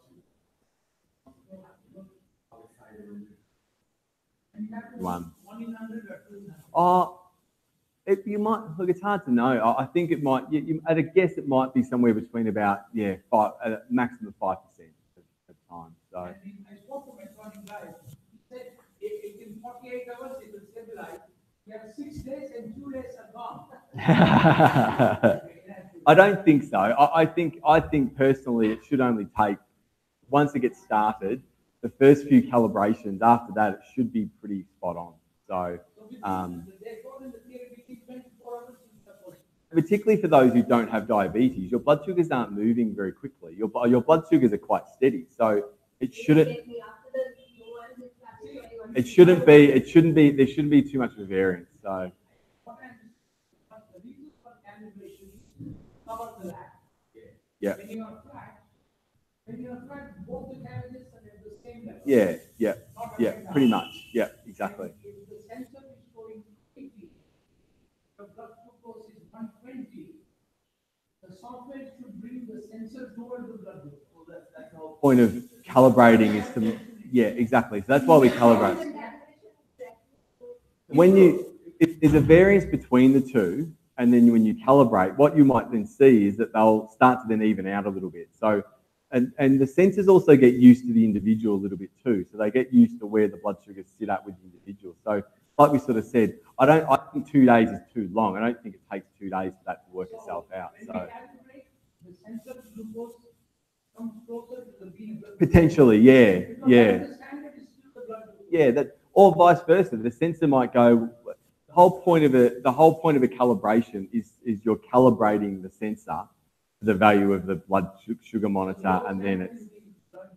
There's still at this point in time. So with sensors, what we still say to do is that if you're feeling hyperglycemic, if you're feeling low, and you look at your sensor and your sensor's saying that your blood sugar is 90, you go off your blood sugar. You always go off your finger prick. So the sensor's there, checks in between until the blood sugar's doing. I think this is still at the point that they should be boosting off them and to be managing your diabetes off a sensor. Because as you've seen, if you did that in your situation, you're constantly hyperglycemic. So, but you're not.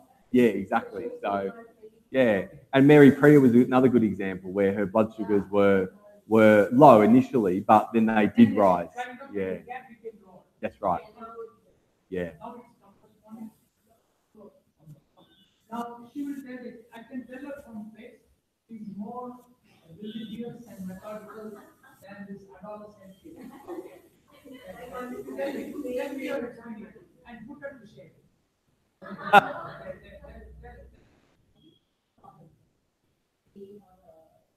There is a pump and both the sensor. Now let us start with the sensor. Can you tell the corresponding readings of the you tell us the readings. That's why Sharda likes her very much. Now start from the beginning. Tell the sensor reading and the glucose reading.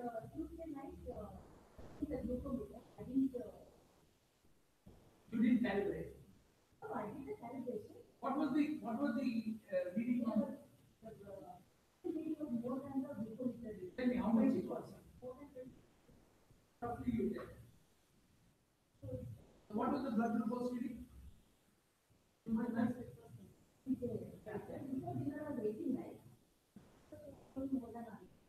So our sensor is working, but she was on the upper track then.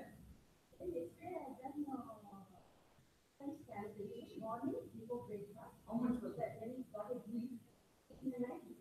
No, no, morning you tell how much. 100. That's a perfect. Can I go? Okay, then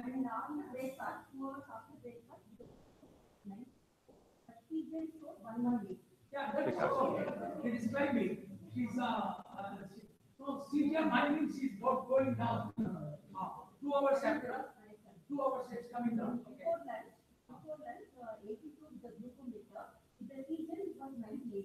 Yeah, perfect. Okay. And after lunch, with the glucometer 101, with the CGM it was 121. Okay, and that's again coming down. CGM higher. 1 hour after 2? 2 hours. Yeah, it's very correct. Yeah, it's The good. carriage is going down, so CGM is higher than. Before dinner, the glucometer is 92, the CGM 109. Okay, it's all good. It's all good. And after dinner, late dinner, and heavy dinner, so glucometer was 140. 2 hours later. Yeah, and I checked with another glucometer, that it was 140, that was 137. No, 140 is right. What was the CGM reading? CGM was 132. Good. Okay, that means she's still climbing up. Yeah, The yeah, blood glucose, she was in the peak. yeah, Blood yeah. glucose, heavy dinner. And today morning, fasting the glucometer is 94, with the CGM 87. Good. Yeah, that's good. Hold on. So it makes, no, there's nothing like that. He told in a BGM itself, if you do 1 Yeah. minute cycle, 5 fingers will get. This is 10% is excellent. Yeah, yeah. If you do BGM, all the 5 fingers will get differently. So my feeling, excuse me, our sensor is working well. Yeah, We give good. 100% of the fit, and Perfect. we give 1000% for a performance band. Before going to a bar, I went to the house, Oh. and I took the shower cap, and Perfect. remove the shower cap, so the liquid and this thing. The cannula came out. Yeah. The cannula came out. But I kept Kept the pump on. so that it can do a sensing and weather reading. Yeah, Okay. right on. Well, now, once again, she goes on a new cannula. The experimental went till Tuesday. You put the new one and continue the pump. Okay, you are doing artificial carbohydrate counting, you are bolusing, but she gets such a mark. Fail candidate. Okay, your pump will be downloaded. Okay, continue the CGM. You get back today morning. Why did you, when you tried to put the cannula came out? Shower cap, when you remove the shower cap, the liquid can go through. So it's a learning process. Yeah. On this. See, these people are experts. They do. So thank you. Come back. Shiji, after Adam goes, you get a new cannula and start the experiment. Next meeting is Monday. We'll download Tuesday, 9:30, and you'll get the gold medal. And it's a chance for her to behave well. We are not going to give her we are not going to give her. Then we go to mail. That has done your activity. I know why Sharda knows you.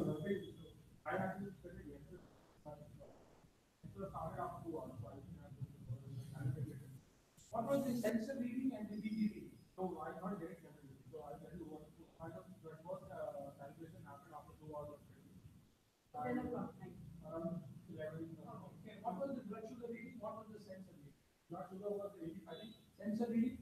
then I just put it in the first entry into the. What was the, oh, we can never come, reading never come. So by 2 hours, the graph should have started. Yeah. So you calibrated without a sensor reading No, so I used the blood glucose. and entered it, Entered it. but there was no sensor value at all. Now next one, when did you? So I decided to get a glucose, I calculated the power, get the bolus, then I went after 20 minutes. And then and then around 5 o'clock, it was quite the blood glucose. Yeah, that was coming. Yeah, so around 5 o'clock it told me I'm in hypo, so How much was the reading? 40. 40, then what did you do? 40 I moved it with 40? He knows everything that you went on. If you were say diabetic, you would have been dead in Then, actually started at right, it was at 110, then to 90. So it when it started showed short. 40, did you check the finger stick? No. Useless scientist. Then next one, please.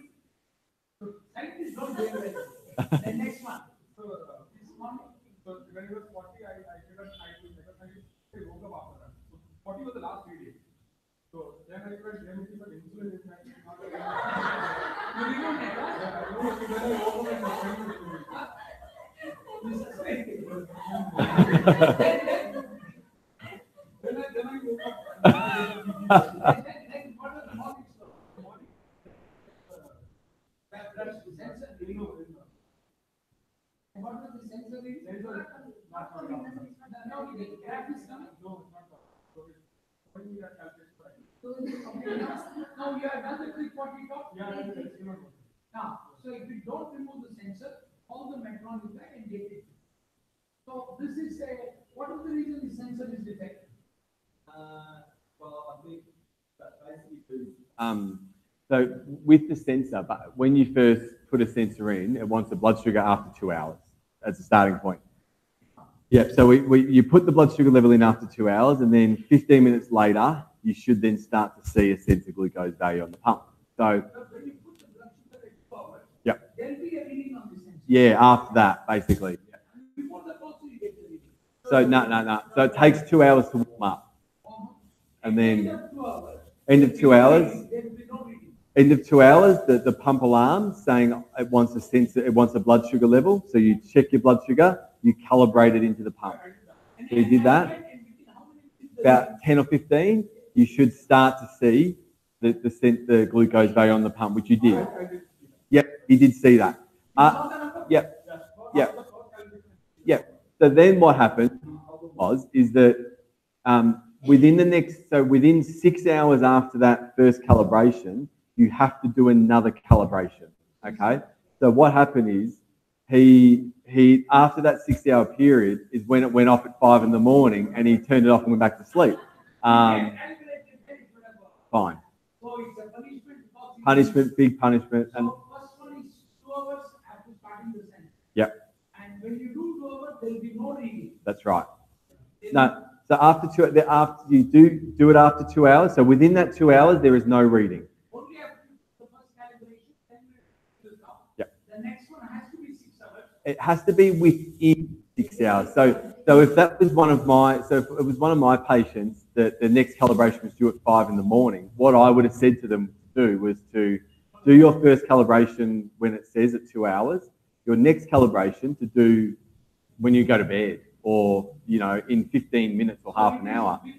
Within 6 hours. Yes. First calibration 2 hours. Yeah. You get a reminder. Yep. Second, you don't have to wait for the reminder. No, you don't. You do within 6 hours. Yep. Then it will become before. And then the next calibration will be 12 hours, basically. So after that, so every 12 hours.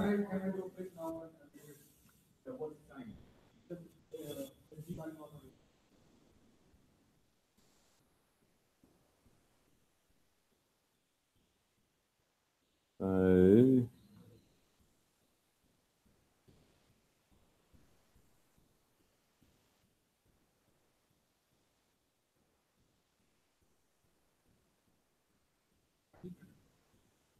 It can be, but Any problem?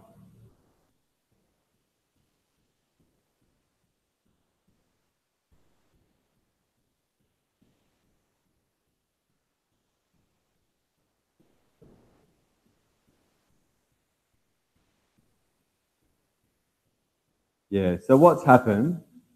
So I'm just going through the history. So what's happened is one of the calibration, and then at 5:05, no calibration was given. At 6:05, it said calibrate now.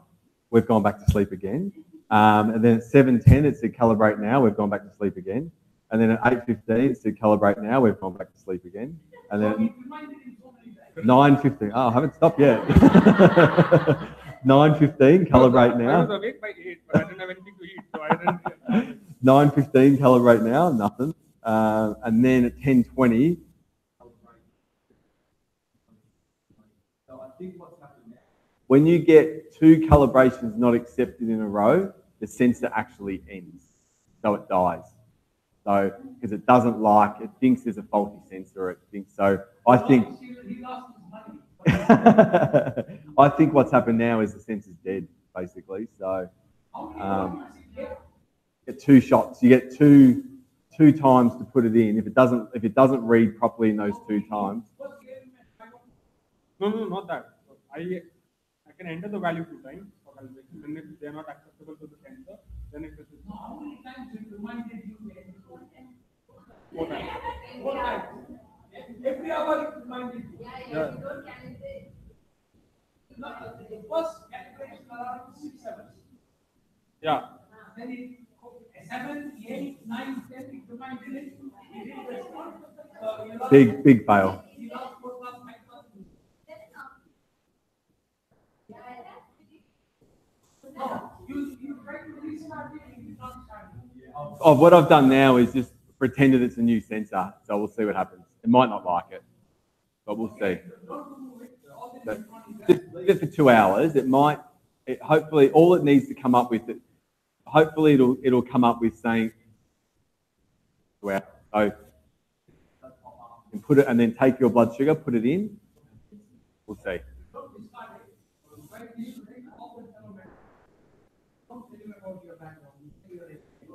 Okay, come down.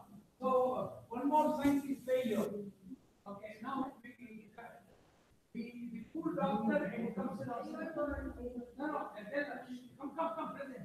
Tell me, sir, he has to go. Present the case. Come, she's the pediatric endocrinologist, she's the patient. Come, tell what happened to her, please. Come, stand here. This is the last case, and we have to go.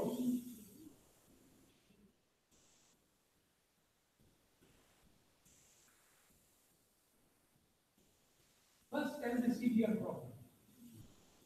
Only the first day she had problem with the CGM. There was a huge gap, but even now she's doing it. She had no symptoms with the ICU. Okay, today morning, what is the calculation?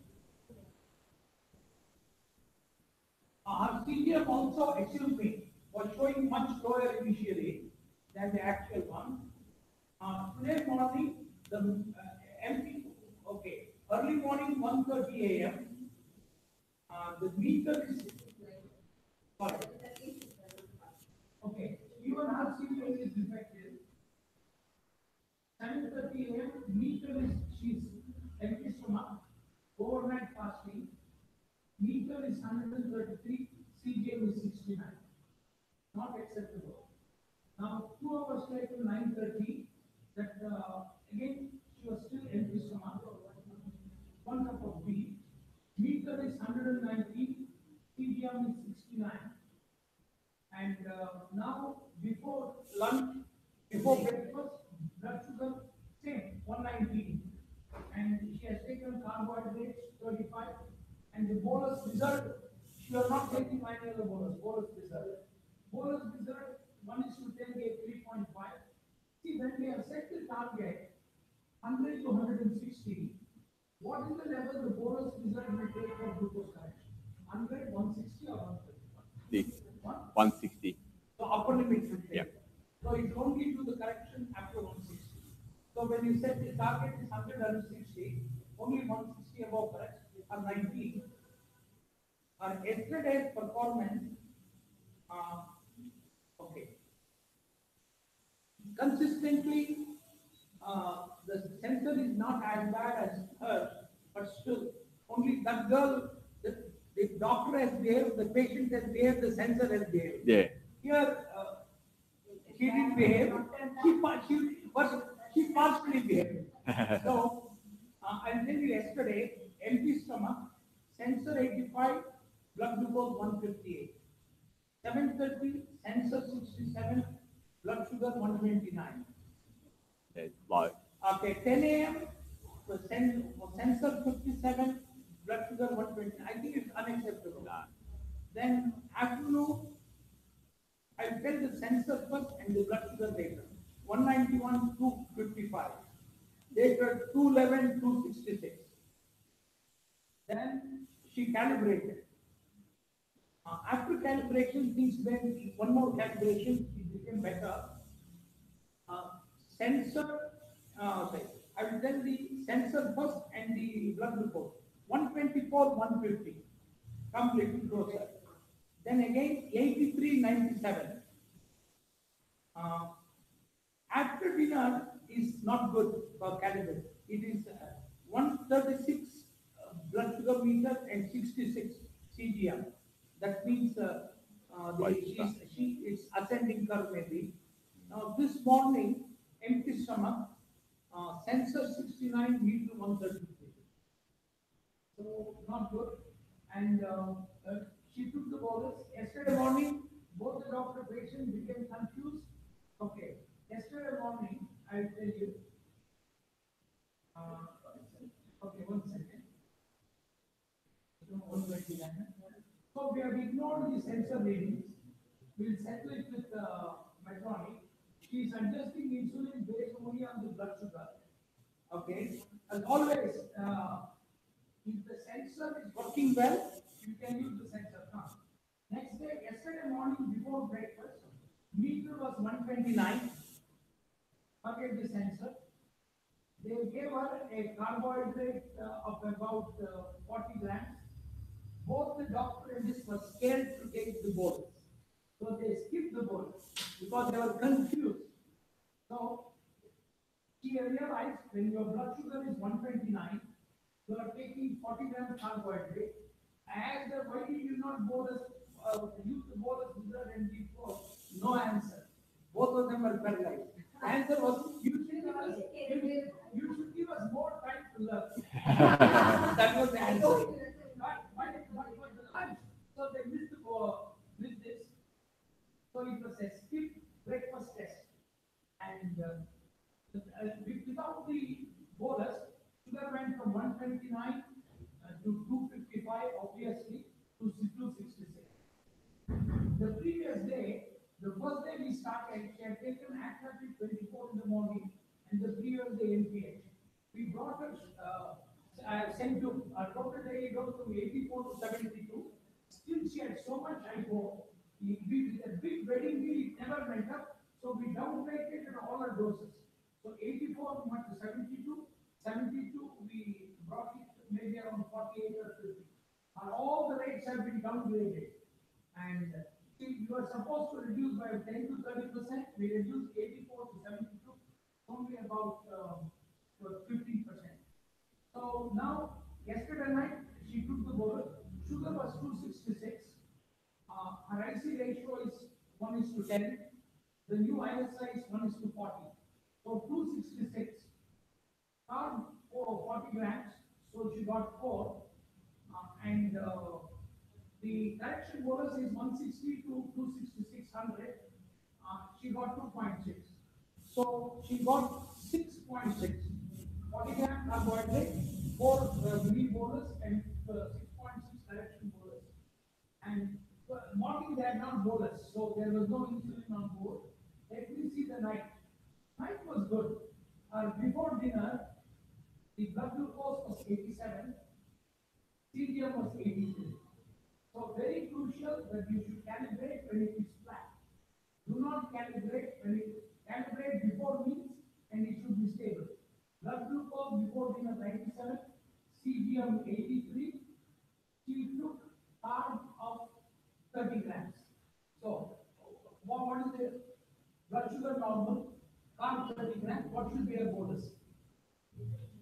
Dinner, 1:30, 30 grams carbohydrate. She should get 3, she got 2.9 because insulin on board was 0.1. Okay. And then after, see, it's nice. Before dinner, 97 blood glucose, CGM 83. After dinner, when it is up, the blood glucose is 136 and CGM, the carriage is below 66. So don't try to compare after dinner. Will be.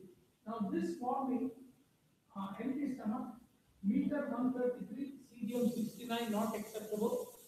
And she again did after 2 hours empty stomach 100, 119 blood glucose and CGM 69, forget CGM. She took 35 gram carbohydrate. The result gave us 3.5. That means no correction bolus, only meal bolus, no insulin on board. So, what's your comment? Now, Mary is so scared. Her basal rate is okay. They are down there. She's going to for a vacation for a puja for 2 days, starting tonight. And she wants to remove the pump. She's afraid. She has a 24-hour access. I am requesting Mary, for my respect and pride, for her respect, she should not discuss me. She's scared. She's going out of town. Every time you call her and she will be. Take the insulin syringe with you. Emergency, she will get. Her pump is working. CGM is suboptimal. So I want Mary to do 7.5 or reading to the pediatric endocrinologist and they should manage. They should manage. Come back. They are coming on Saturday. No problem. Every phone you call her, then you call me if you want. You are doing fine. Now Mary can gain the bolus herself. Mary needs little time to understand the features, but she has learned many of the features. You know how to use the bolus result. Next Tuesday, I'm going to use this PowerPoint. By chance you are free, I will connect you. Our class is between 9:30 and 3. Just think what time that is in Australia. Yes, you are free. I'll connect you on a Google Hangout. Yeah, I will be free actually, probably. Okay, no problem. First, I will do his PowerPoint. He doesn't. I will go through these PowerPoints in detail, and for expert opinion, he will appear on the big screen. Good, done. Okay. And Melbourne is 4.5 hours. 5.5 hours ahead. That's So right. you'll be the afternoon. We'll connect. Yeah, fine. Okay. Yeah. Sensor is going This is to wait. does that mean it went down? I think, like we said before, I think the sensor's potentially defective a little bit. So it's reading time. So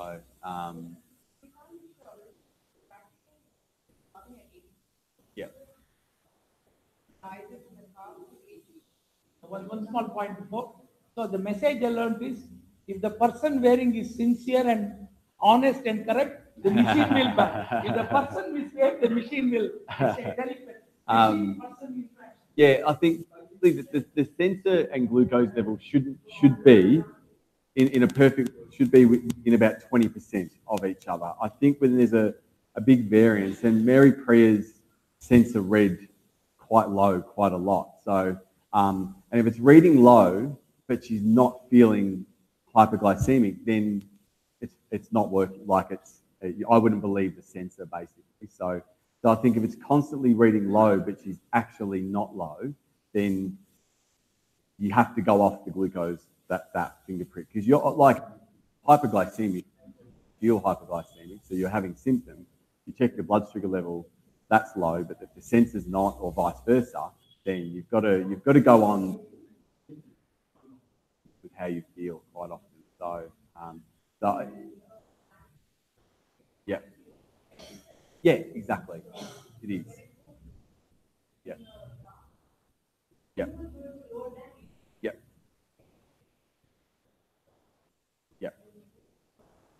Yeah. Yeah. Yeah. And then coming out, I have to look at I haven't looked at her data, so I can't answer that question for you. So from what Dr. Kanta's reading out though is that quite often, I'm only going off that is dot point. So quite often she's low on the sensor, normal to high on the, or normal on the glucose level. So so if that showed on the trace, so on her trace, she would be reading quite low as a fake. But I don't know what's happening in between those. So yeah, but I understand your point though. Yeah. The end of the day, sensors are there to gather trends. That's, you know, the actual hard numbers is a dot point at that particular point in time. So yeah. Yeah. Yeah. Yeah. Yeah. Capture that. Yeah. Yeah. Yeah. Yeah. They'd have to look at her data to understand. Yeah, I'm not convinced on the sensor. So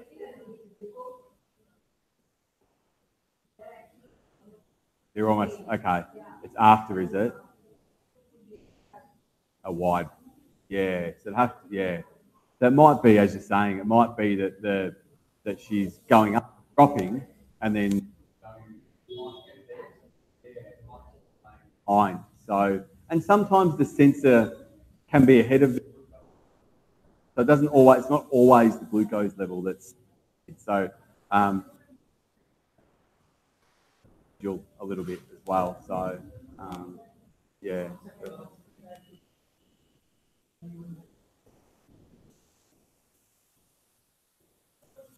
We are going to adjourn the meeting now.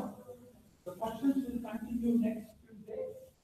Roughly, we will connect him probably post lunch. That will be the better. We have finished the day's work. Google Hangout.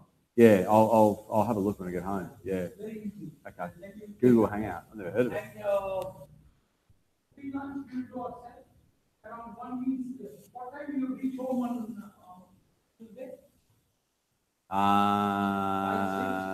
Yeah, more closer to 6, I think. So 6 means it will be 1 o'clock. yeah, 5.5 hours difference.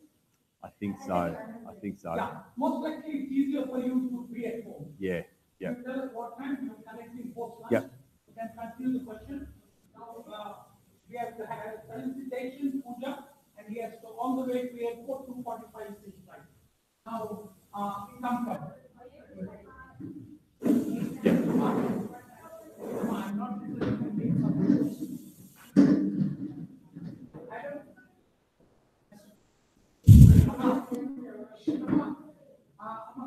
Be there. Okay. And he will be there. And I will be there very long. I'll give you 2 minutes. Don't worry. I'm asking just I will do that. You leave that job to me. Come on.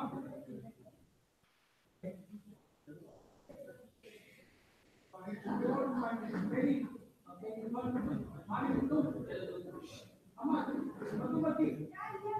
get the book and the medal. Get the book and the medal.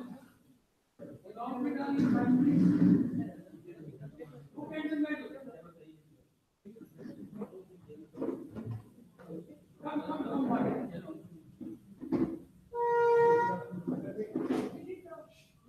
I invite, excuse me, 1 second.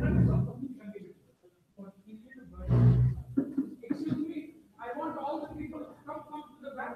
Raja, I'll share it over the what do we? We have a group photo. We have been chatting. I'll check it over. I want Shiji and Gita Thomas. Come outside in the back. We see. Okay, where are the books? Come, where are the books? Yeah, okay. Come to the back. Come, friend from Biocon. Please come. Come. All right. Look at the pictures. Come.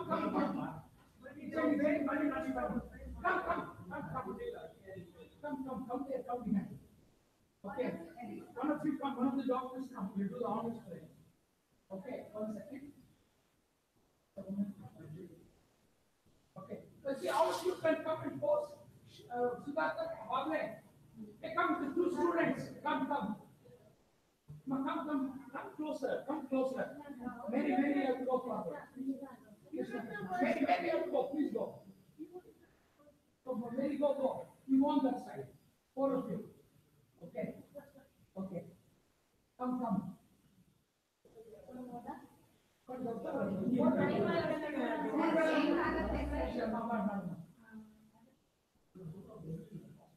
Lord Krishna, you have to mention my Madhumati, you are missing. You are missing. Come. His favorite friend. 1 second. Okay, come. Come, 1 second. Come. My music came up. Take. Pushpa, Mahesh, all come. Come. Take. Okay. Okay, smile, my madam, smile. On the way. Okay, now do the puja in 1 minute. Come. Madam?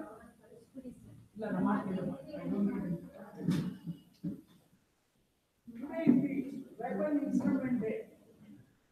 I explained it. Okay. Madam, be there. It's part of the festival. Come, madam. Oh, that you will do better than this is the animal here. This I am making you. You have to do the animal sacrifice. We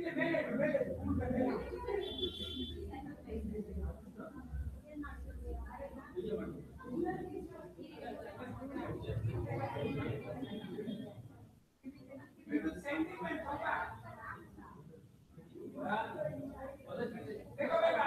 It should be over. Amen.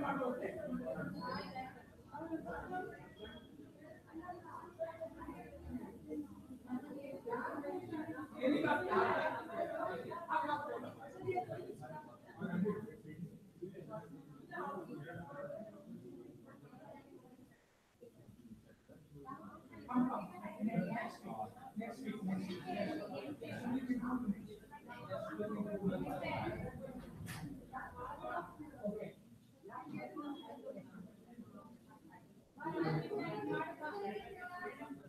Okay.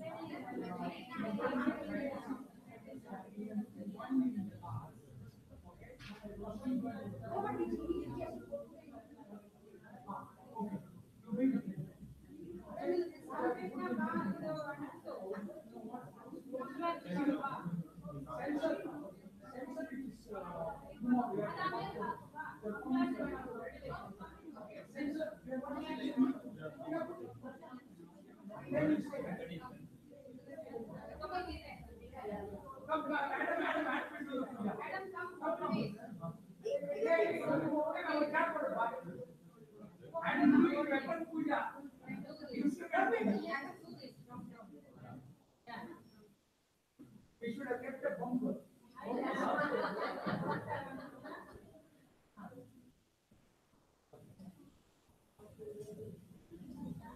Okay. Now we have to do it. We have to start. You do this for you. You do this for you, your daughter, your wife, your children. Okay. Amma, the puja can continue. We will see Adam walk and come back. He will see the vegetable animal sacrifice. He wants to see the blood coming out. Come, you. No problem. The puja will continue. Come. Come, Adam. Just put this here. Yeah, keep it.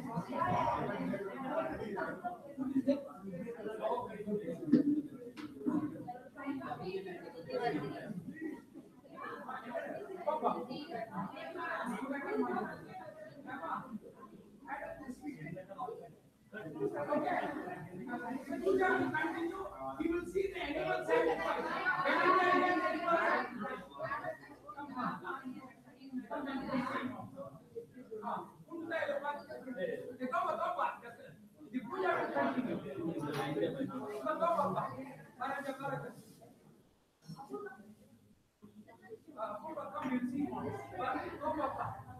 So it's all taken. That's a cookie.